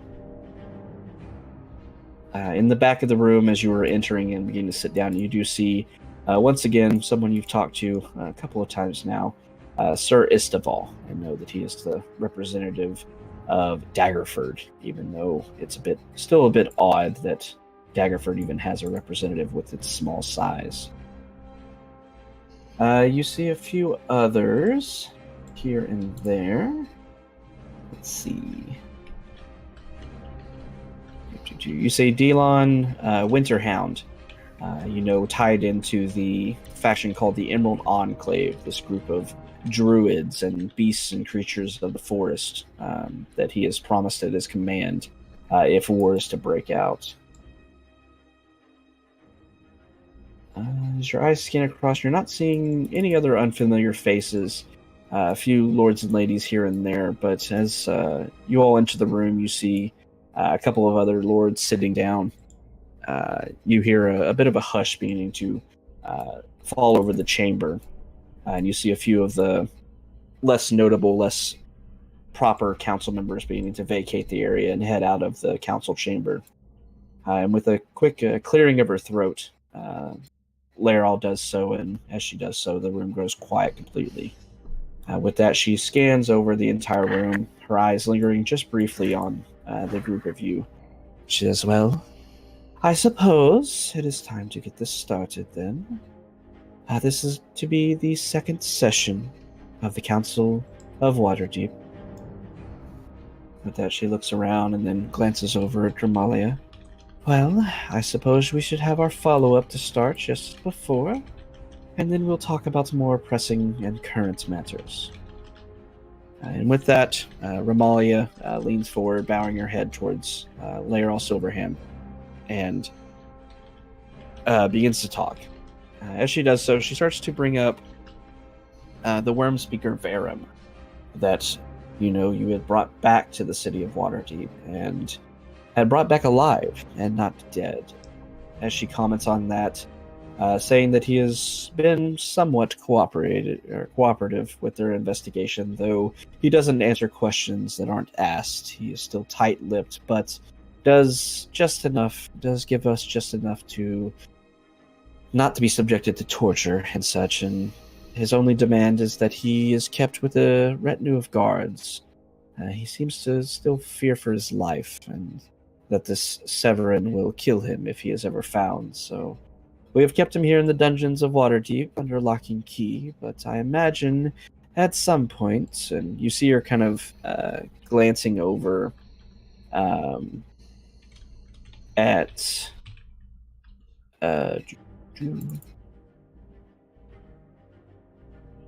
Older Ravengard, as she says this. She said, at some point, I suppose, he will have to answer for his actions and face justice accordingly. He has had some grievances with many of dwarf kind, and being a dwarf himself has broken some of their gravest laws.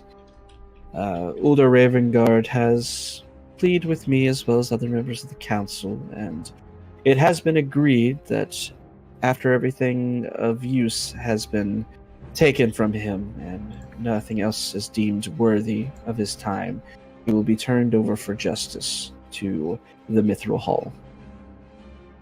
You hear a few comments here and there as she finishes up her report of Varum the White.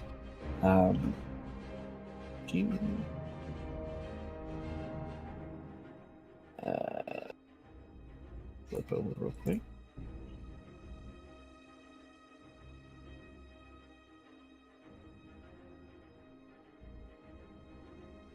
You see, everyone seems pretty happy about the fact that Varum was brought back for questioning and not killed on the spot. Only Dalen seems to voice any opposition to that fact, saying that he has committed transactions against all life and should be punished immediately for that, but he acquiesces to the laws of the dwarven kind, and acknowledges the fact that some useful information regarding the Well of Dragons and such has been given from him from that. So not a complete waste to just snuff his life out. With that, she begins to talk about your adventure to the Sea of Moving Ice. She talks a bit briefly, to your surprise, about your deeds there, kind of glancing over the fact that you fought and beat a dragon, sending it cowering further into the Sea of Ice, of Moving Ice, rather. But she stops and points out a particular point that a member of the Arcane Brotherhood was saved during this adventure, and due to that, the Arcane Brotherhood itself has reached out and promises to have representatives at our next meeting.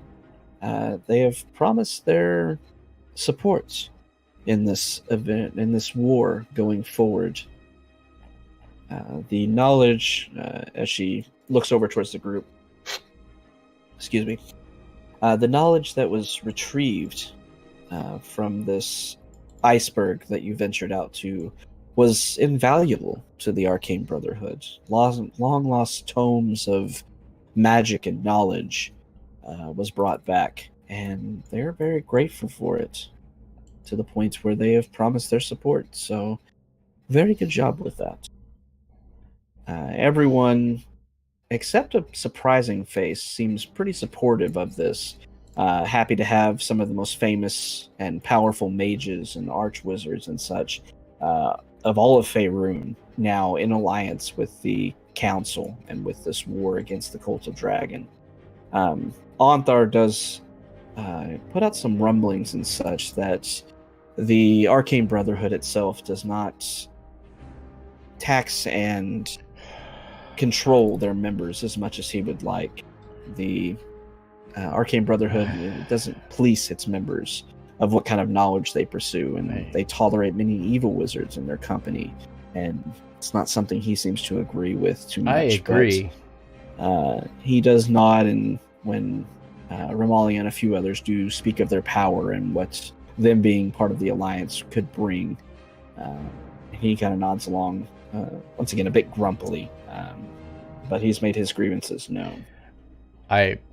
My Sunday character really dislikes the Arcane As she was Brotherhood. talking about Arathator being driven from his lair by the party, you see a great deal of respect from everyone in the group as they look at you, all of them, even some of the others that have been kind of hesitant towards your deeds and such, and some of the other things have kind of brushed off. But you even see someone like King Melendrich looking at you with a bit of an eye of respect as that was mentioned.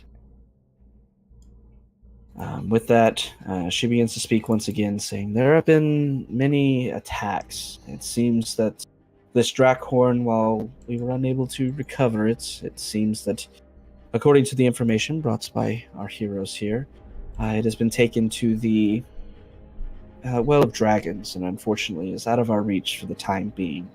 It is still at the forefront of our thoughts, of course, but unfortunately it seems like it's going to be out of our grasp for the time being. And unfortunately, its purpose seems to have already been fulfilled. We have not felt the rumblings of the Drakhorn recently, and we think we know why. Many attacks have happened across the Sword Coast, the notable ones all led by dragons of varying chromatic color. They have laid waste to small villages and farms and such, and even a few cities, and she kind of glances over towards Onthar. Red Larch being the most notable. Half of the city, unfortunately, does lay in burning ruin, but thanks to the actions of Onthar and his paladins, the city was not completely lost, and the cult invasion was driven back. But I fear that this is only the beginning. It is going to only escalate from here." With that, she breathes a bit and then says, "There have been other attacks that are of note as well." You see her glancing over towards King Meladrich. She says, "The king's lands were attacked, the Misty Forest as well. A few guerrilla tactics, it seems, attacking some of the outward settlements, but they were gruesome in their attacking there, leaving none alive up until the very last, where it seems that the dragon that was attacking, this large green chromatic dragon laying waste to these elven villages, was driven back, and there hasn't been any attacks since." And as she's saying that, King Melendratch kind of raises a hand as she concludes, says, "We do not need to worry about these attacks any longer. I have increased patrols and fortifications along my outer reaches of my kingdom. I assure you, no intervention is needed by the council on this. Us elves will have this taken care of."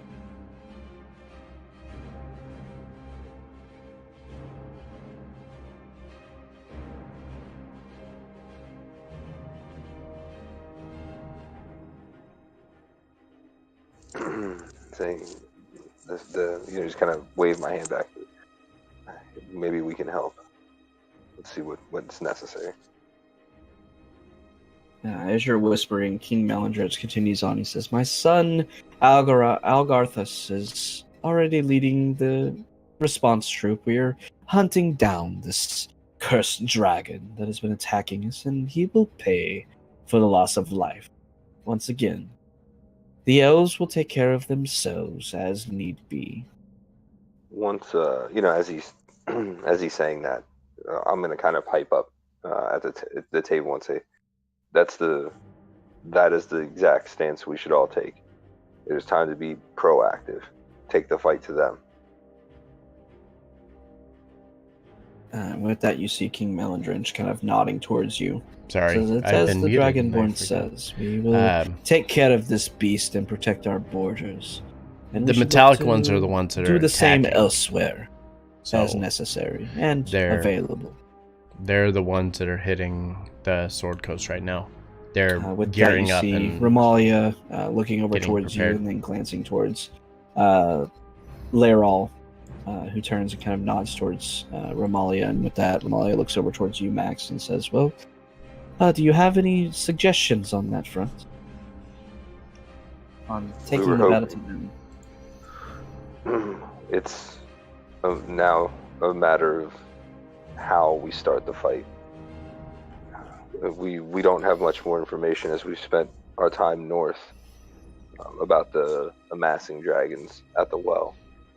What information do you have, and how do we proceed? And do you have scouts? What can you tell us?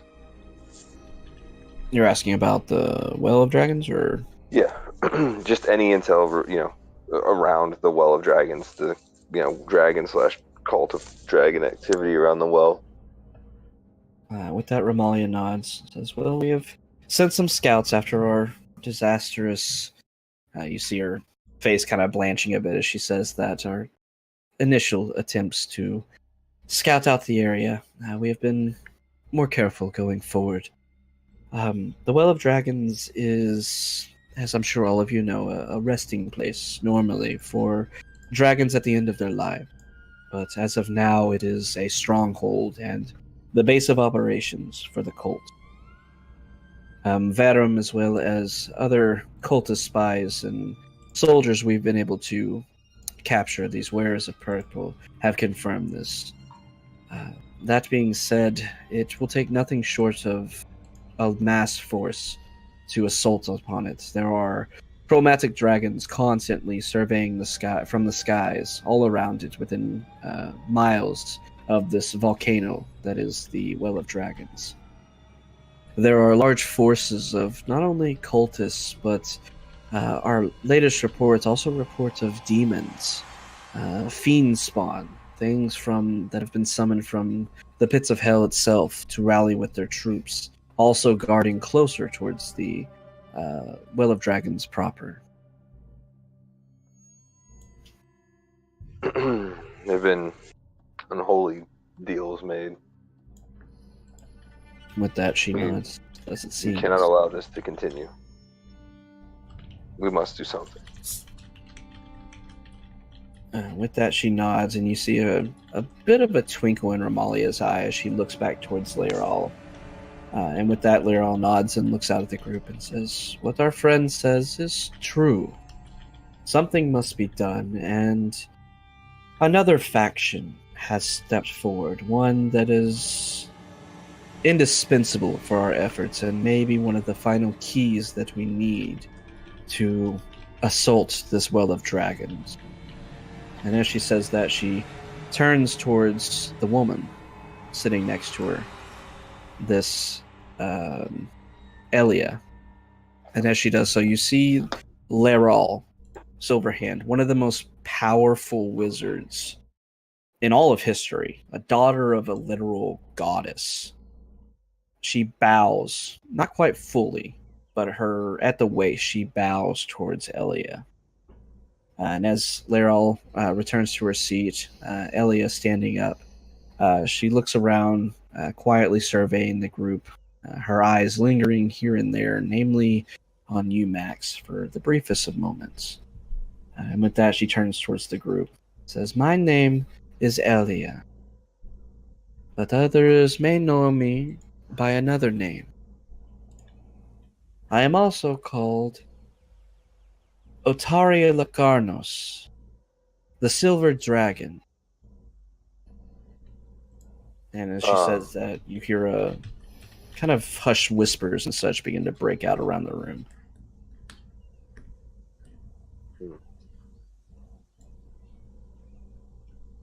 As the whispering and quiet chatter begins to subside, Elia continues. Says, I am here at the behest of an ancient rite and council that has been called on our own front. The metallic dragons have set to convene. We intend to discuss this cult of dragon and their plans.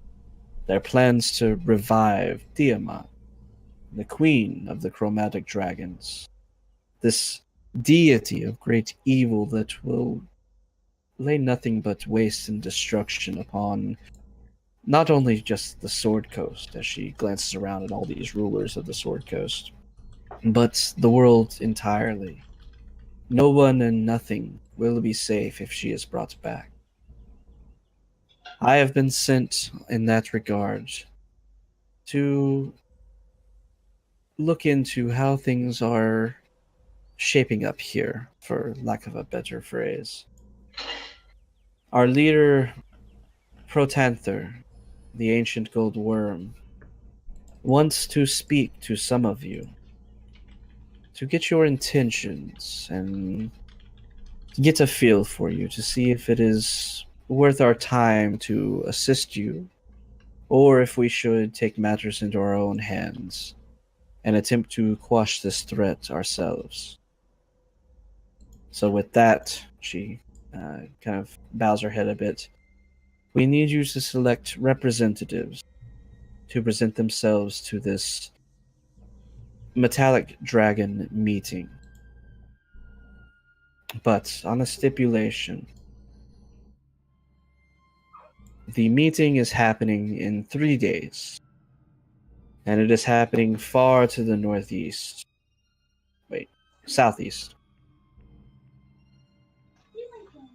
If you decide on your members today, and we depart today, then they will be your representatives at the meeting. If you cannot choose anyone, and with that, she looks around. You see her face kind of setting a bit, flavor of stone taking over her face. You humanoids do like to squabble and such on who is to represent who and who is to lead others. We do not care about all of this. There is a wrong beginning to happen in this world, and we set out to make it right. So choose your representatives today, or we shall decide this ourselves. Yeah, she finishes speaking. I just stand up.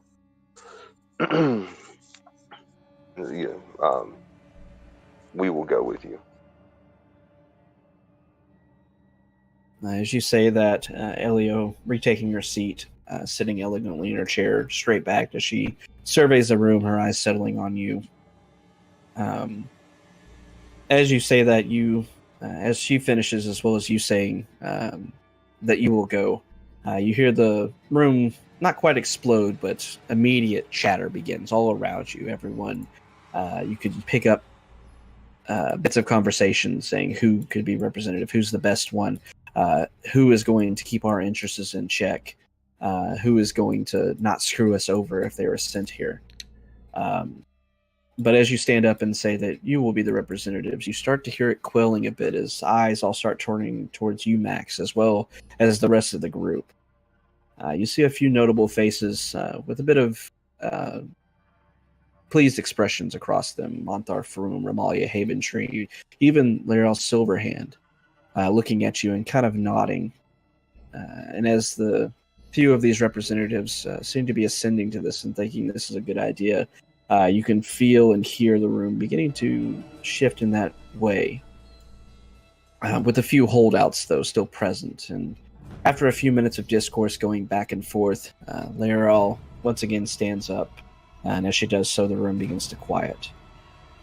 She looks over towards you, Max, and with a bit of a bow of her head, kind of ascending to you, says, "Our friends here, this group of adventurers who has gone out and taken care of deeds that we have set them off to, dangerous missions, ones that could have quickly ended their lives, but ones that they took without hesitation. All of it to represent and protect the Sword Coast and Faerun as a whole. I can think of no one else that not only represents us in such a way, but also has no allegiances or ties in one way or another that could sway their way of thinking. I, for one, think it is an excellent idea for our party here to set out and meet with the metallic dragons." Once again, you hear quiet murmurs going back and forth. You see almost everyone's eyes are taking quick glances towards you as people talk. A few people, the ones I mentioned before, sitting silent, their minds already made up to support you. After a few more minutes, you see a few more nods towards Laeral. Even everyone around the table, even King Melendrich, nodding in ascension towards her. And with that, she nods back and looks over towards the group of you. Says, "Very well, then it has been decided then. In light of the recent dragon attacks, as well as the dire situation surrounding the Well of Dragons, and our need to rally our forces and make our move sooner rather than later," she says that, she's looking at you, Max, "I beseech the group of you to please set out with Otari Lacarnos here and meet with these dragons and present our plight to them and do your utmost to convince them to not set out in what could be," and you see her pausing a bit between her words as she's glancing over towards Elia, "in what I think, in my humble opinion, would be a bit of a foolhardy move to not join in with the Sorry about that, Val. other sentient races. We are level 11. The Sword Coast, in a joint attack upon the cult, and instead going out by themselves." Lower that just a little bit. We have completed all of the Horde of the Dragon Queen. We are going through the Rise of Tiamat module now. We have completed some of the objectives so far, but it's pretty early on, and we're getting ready to head towards the Well of the Dragons. So we have quite a bit going up ahead. With that, she nods. Waiting and hopefully going to work towards bringing down Tiamat herself. Ho ho ho. Stone Skull scans the room. Yep, paying attention to everything. Max, Ignalia, and Stone Skull.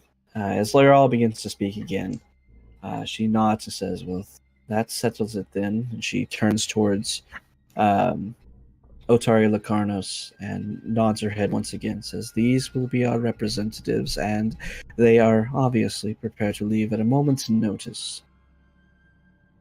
If you permit us to finish our council session, then after that they are at your disposal. I promise that they will do whatever it takes to secure your place within this alliance." Maximilian, Ignalia, and Stone Skull, as she says whatever it takes, you see her eyes scanning towards you, putting a great weight on the phrase.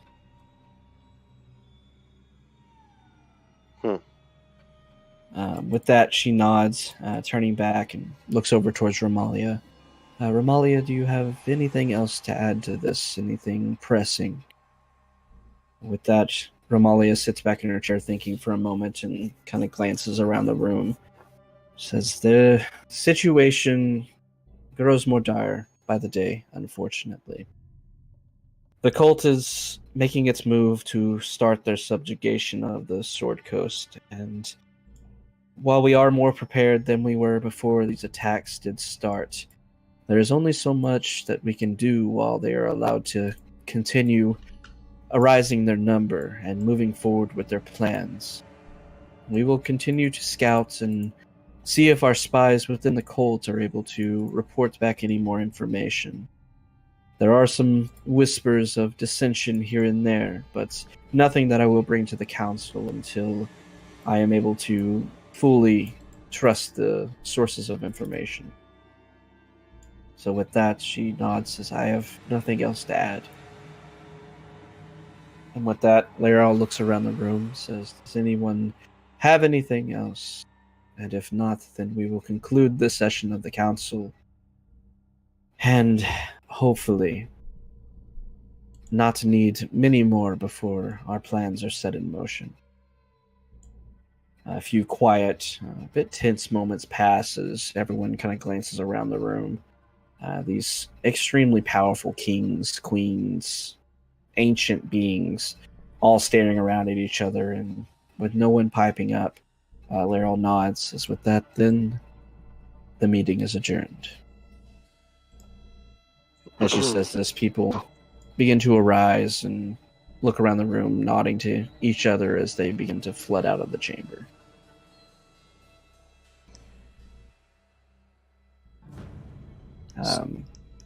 Stone Skull will again look over to Max and say they didn't even care to hear what we have went through. Look at how quickly it devolved into squabbling. I feel like if we don't start moving on this force soon, this council's going to tear itself apart.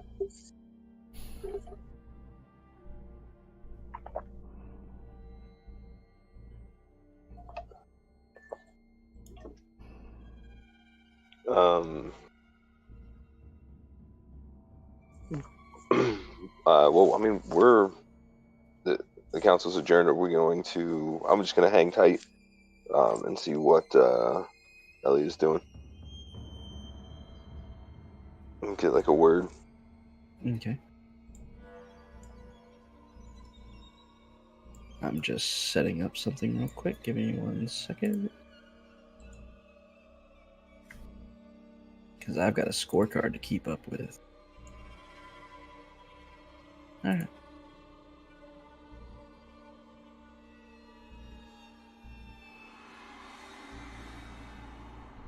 Alright, so as everybody begins filtering out, you see a few of the ones that you call friends.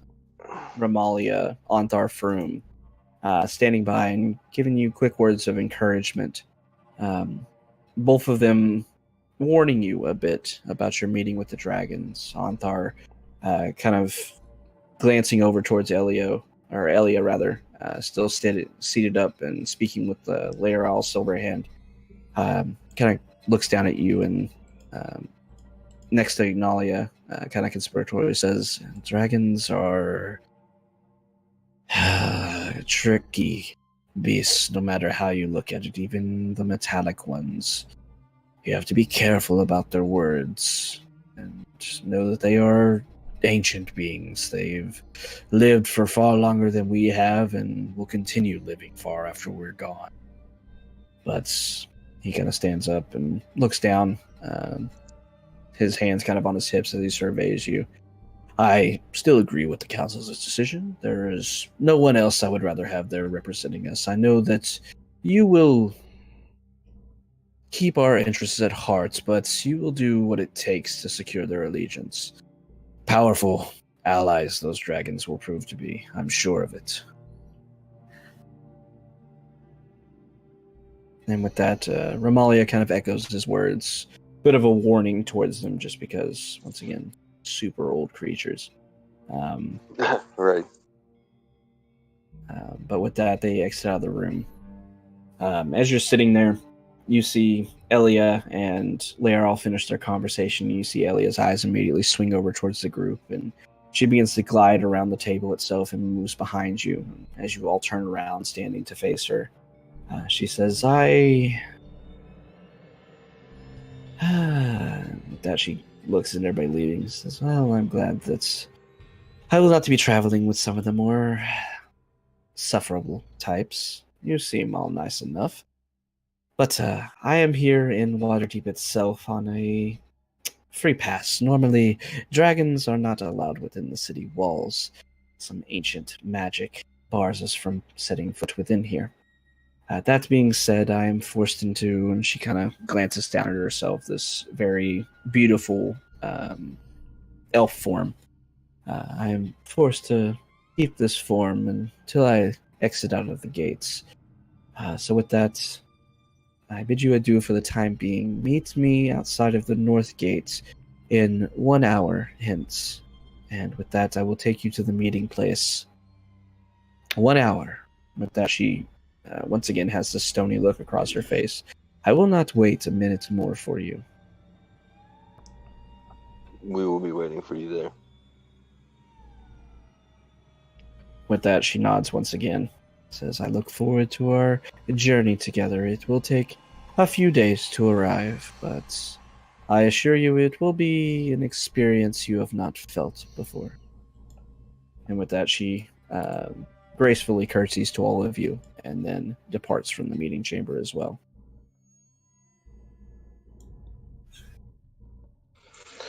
I don't want to ride a dragon. It does sound terrible. Wait, we're riding a dragon? So, I mean, something's gonna happen. It's gonna take us a think- couple days. We're not teleporting there. You think beings of ancient magic would have a circle or something? I mean, how am I gonna get my bear there? She's gonna carry it in her mouth. If she hurts him.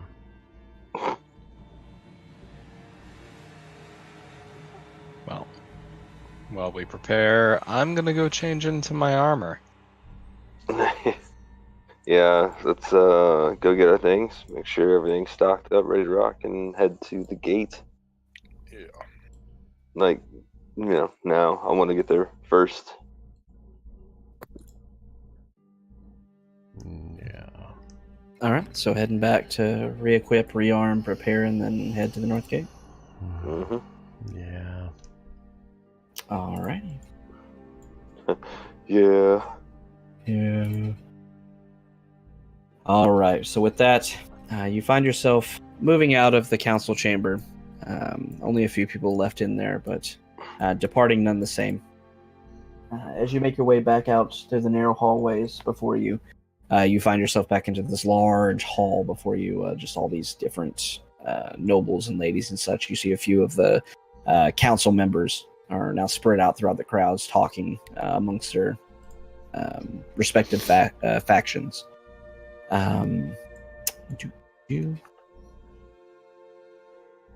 You see one man, this half-elf, who you recognize immediately, begin approaching you as you make your way out into the main hall. You recognize Delan Winterhound, who hasn't been very outspoken. He said very few things, adding into conversation here and there for a few different incidents. But you know that he represents the Emerald Enclave. And as he approaches you, he bows his head towards you all. And with that, he kind of motions over next to a bit of a clearing. He says, if you would join me for a few moments, please. I'll kind of nod and acquiesce.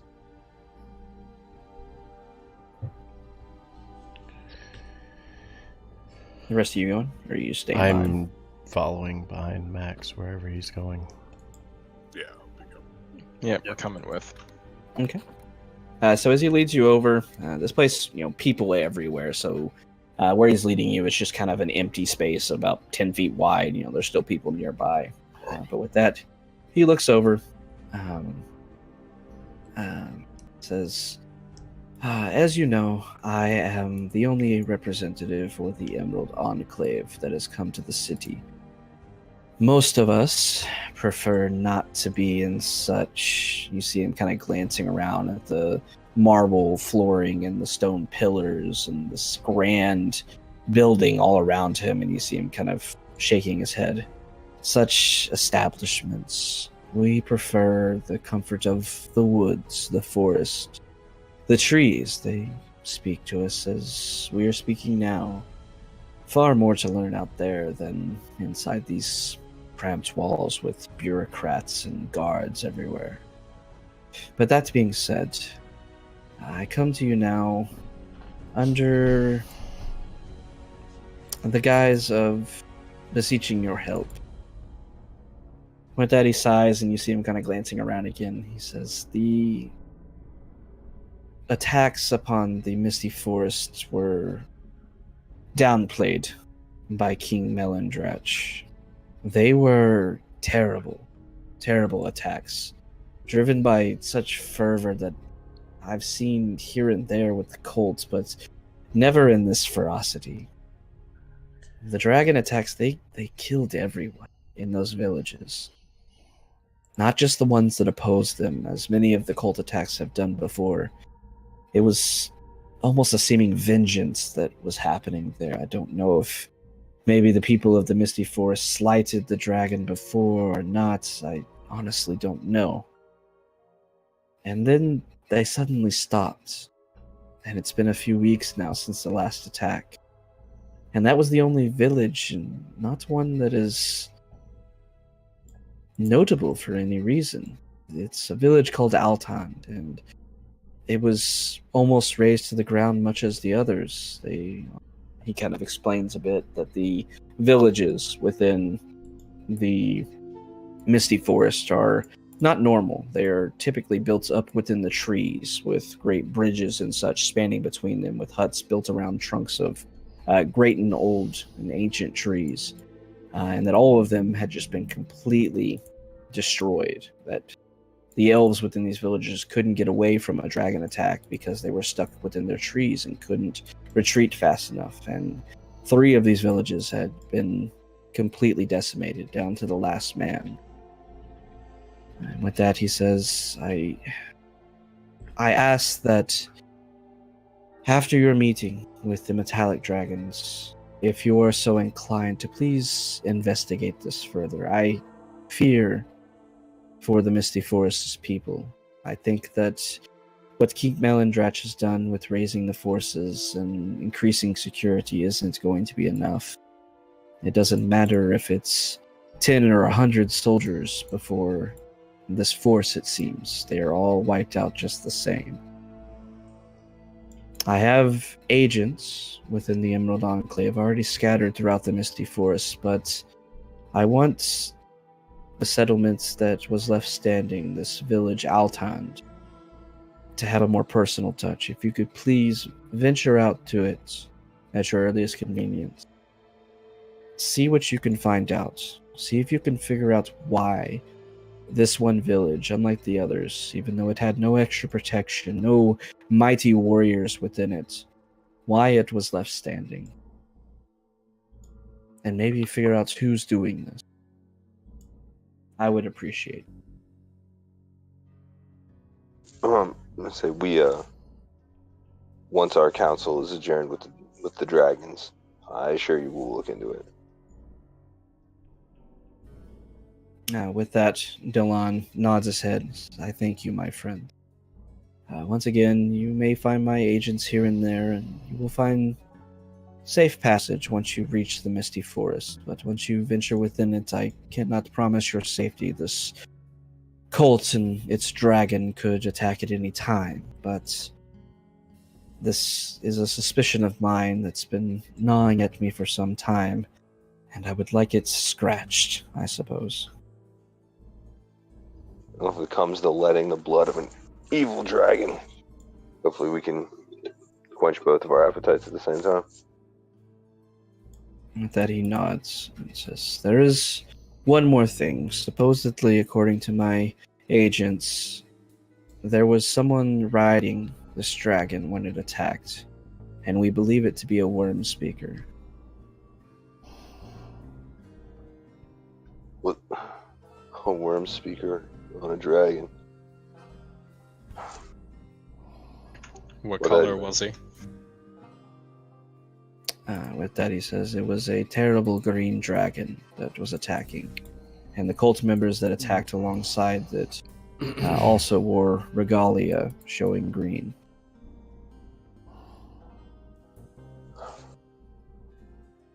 So, well, it moves it just that much farther up our priorities.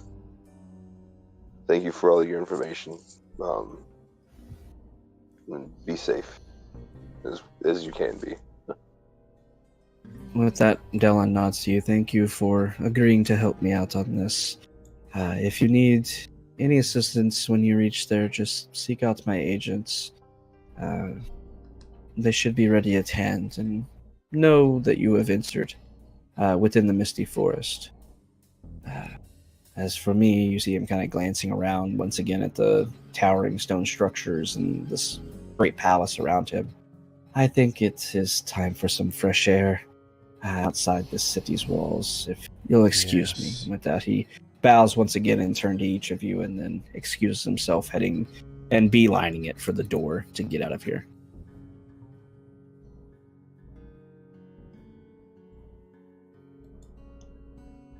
Awful anxious, that one.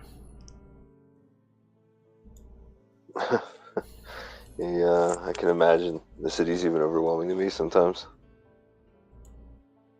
Everybody give me history checks. I don't like that. That's not going to be a good roll. I don't like that at all. Hey! Hey.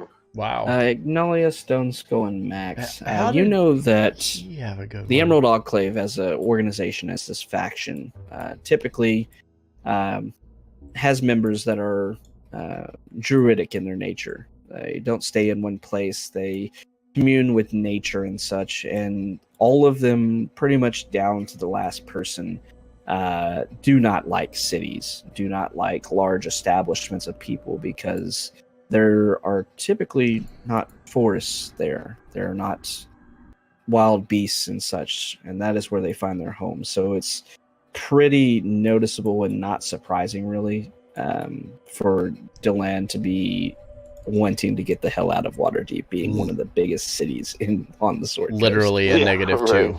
It's And gonna I make you a rolled little higher than everybody else. woozy. I don't fucking know. He is uncomfortable, to say the very least. Which kind of speaks to the threat to bring a representative, a highly respected member of the Emerald Enclave, so somebody who definitely fervently keeps their beliefs, showing up to the city. Yeah. It's a big deal. Let's help him out. Let's not waste his trip or his time. So with that, you've been warned of an incident happening at the Misty Forest, which... Go to the Sword Coast map here. Side quest. You do know lays off almost directly east of your position. The Misty Forest lying, if I remember correctly, in the High Forest itself. You know, it's kind of a small country into itself, obviously ruled by King Meladranch, and home to one of the largest settlements of elves. You know, they're kind of a not hoity-toity, but very proud people, just because they draw their lineage back to the elves of old, who controlled not only the Sword Coast, but almost all of Faerun at one point in history, before their fall from favor. Before some stuff happened. So, but with that, you set yourself back heading out of the palace, able to be let out of it once again, and finding yourself back in the streets of Waterdeep. You head back to the northeast, heading back to your guild hall, getting your supplies and such, and preparing for this journey with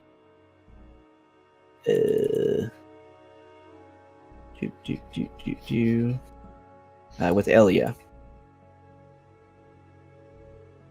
or as her dragon name which I closed my page for. Oops. There we go. Do I get the impression that bringing Bear Friend with us is going to be okay, or will that be an impossibility to bring the bear? You were not specifically told either way.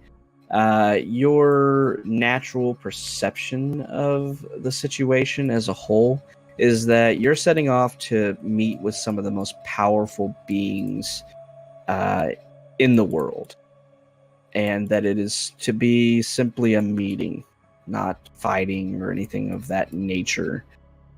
So bringing on a companion that you generally use for battle may be seen as a slight, but may just be overlooked. You're not 100% sure either way. Okay.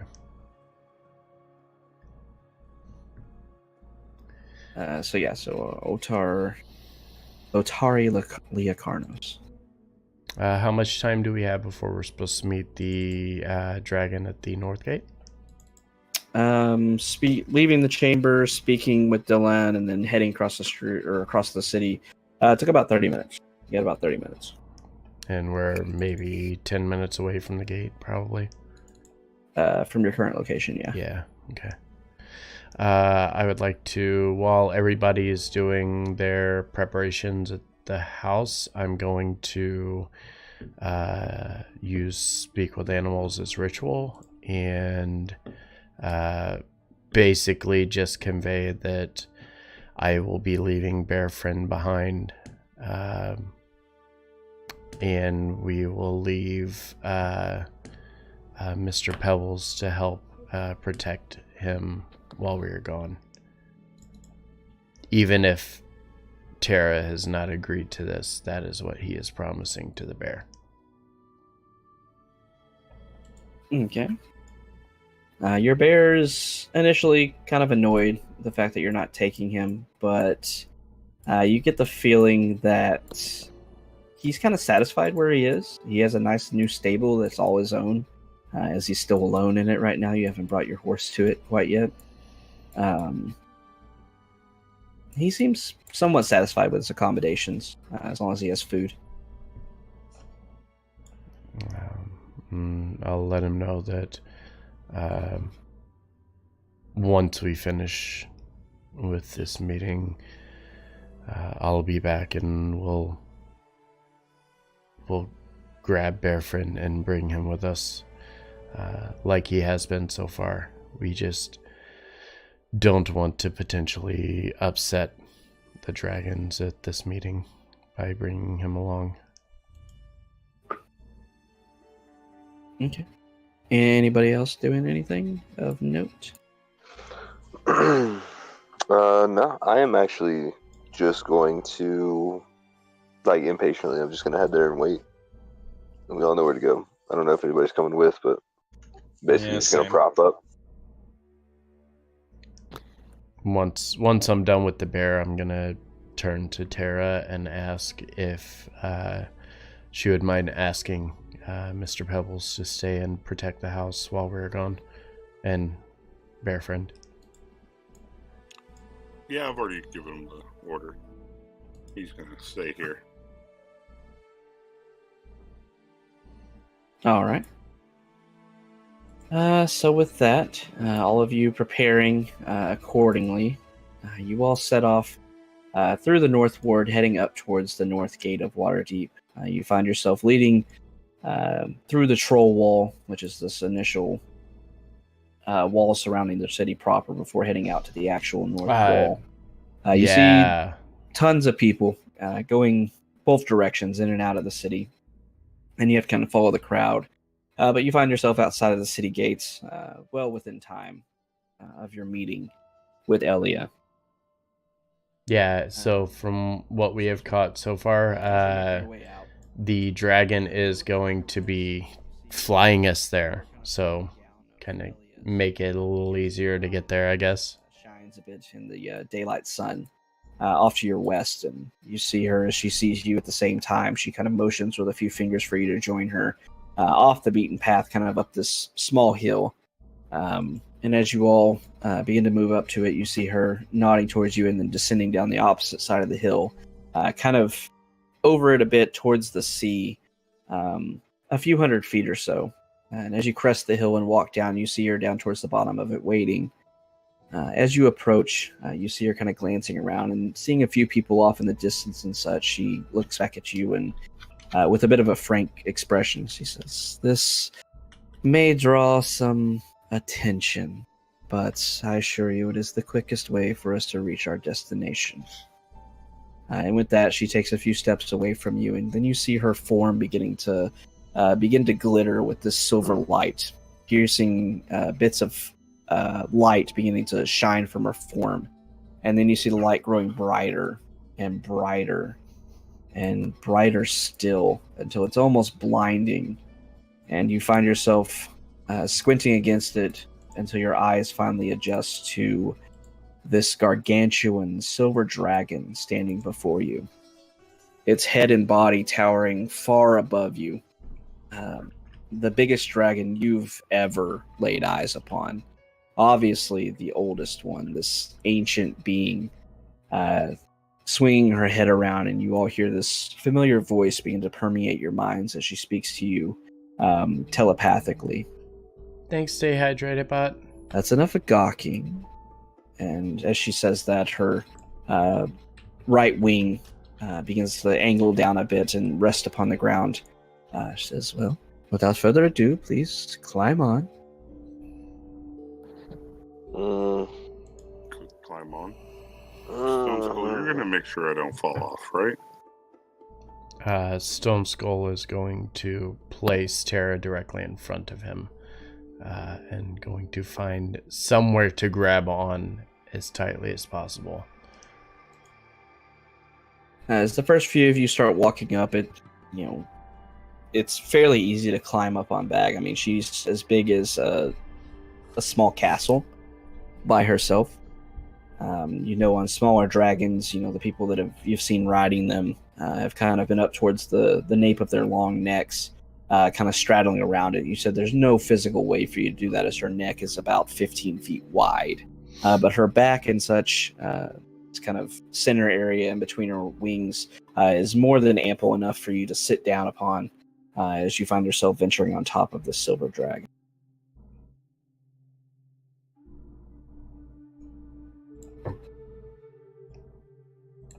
I don't like this. I'm inclined to agree. I don't want to do this. Everybody give me perception checks.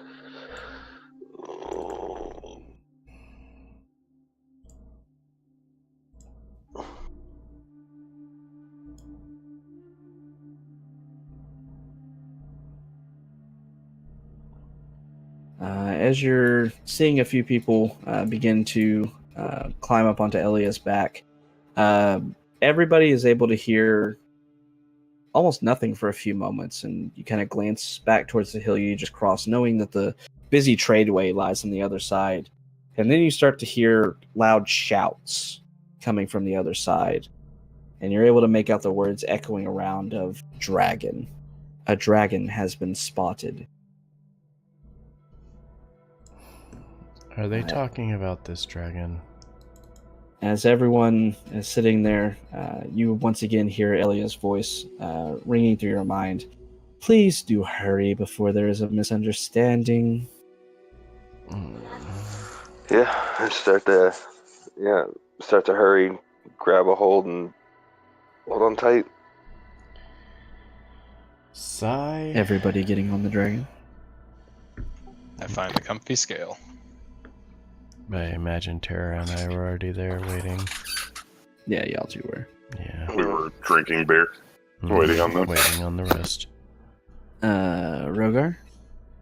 Yeah, hop on. Okay.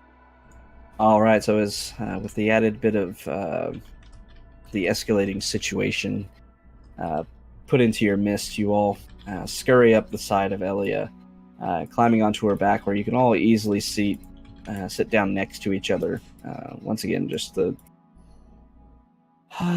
Is there a way for me to like give you scale here? I think maybe let's do this.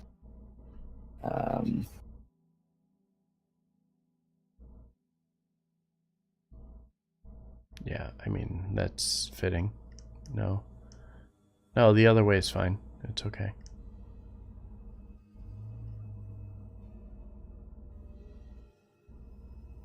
That's still too big. Just to put that in perspective. Yeah. So yeah.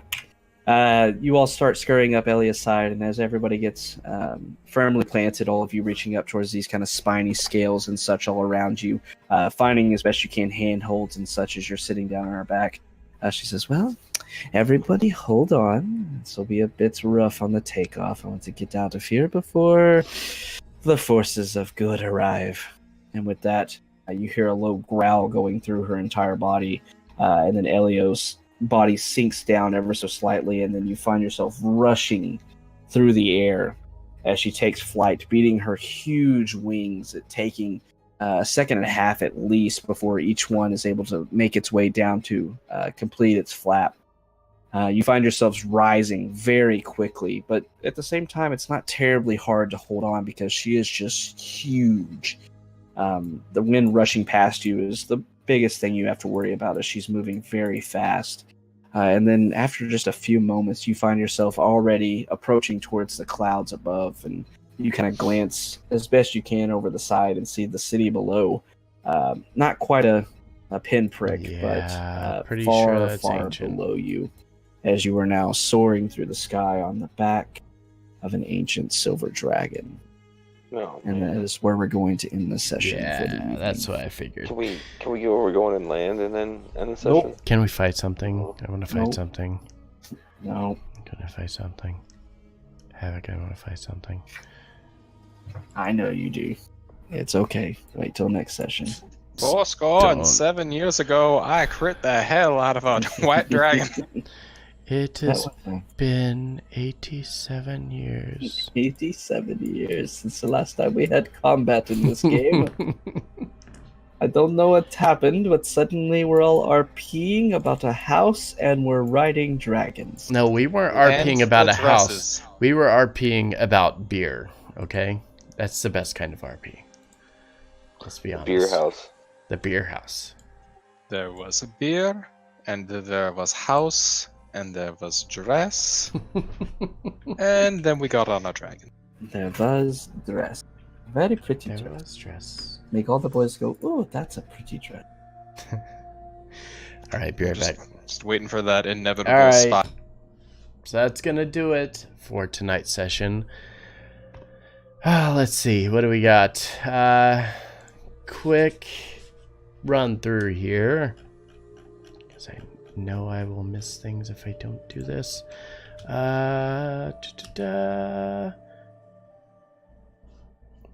Ooh, dice. That's who I wanted. If you haven't, go over and give a follow to Dice and Dishes for stopping in and sending us a host at the beginning of our session tonight. We are going to go to Nerd Immersion's playing, Nerdopedia's playing. I want to go to... Wait, did they end? Did Dumpstat end already? Oh.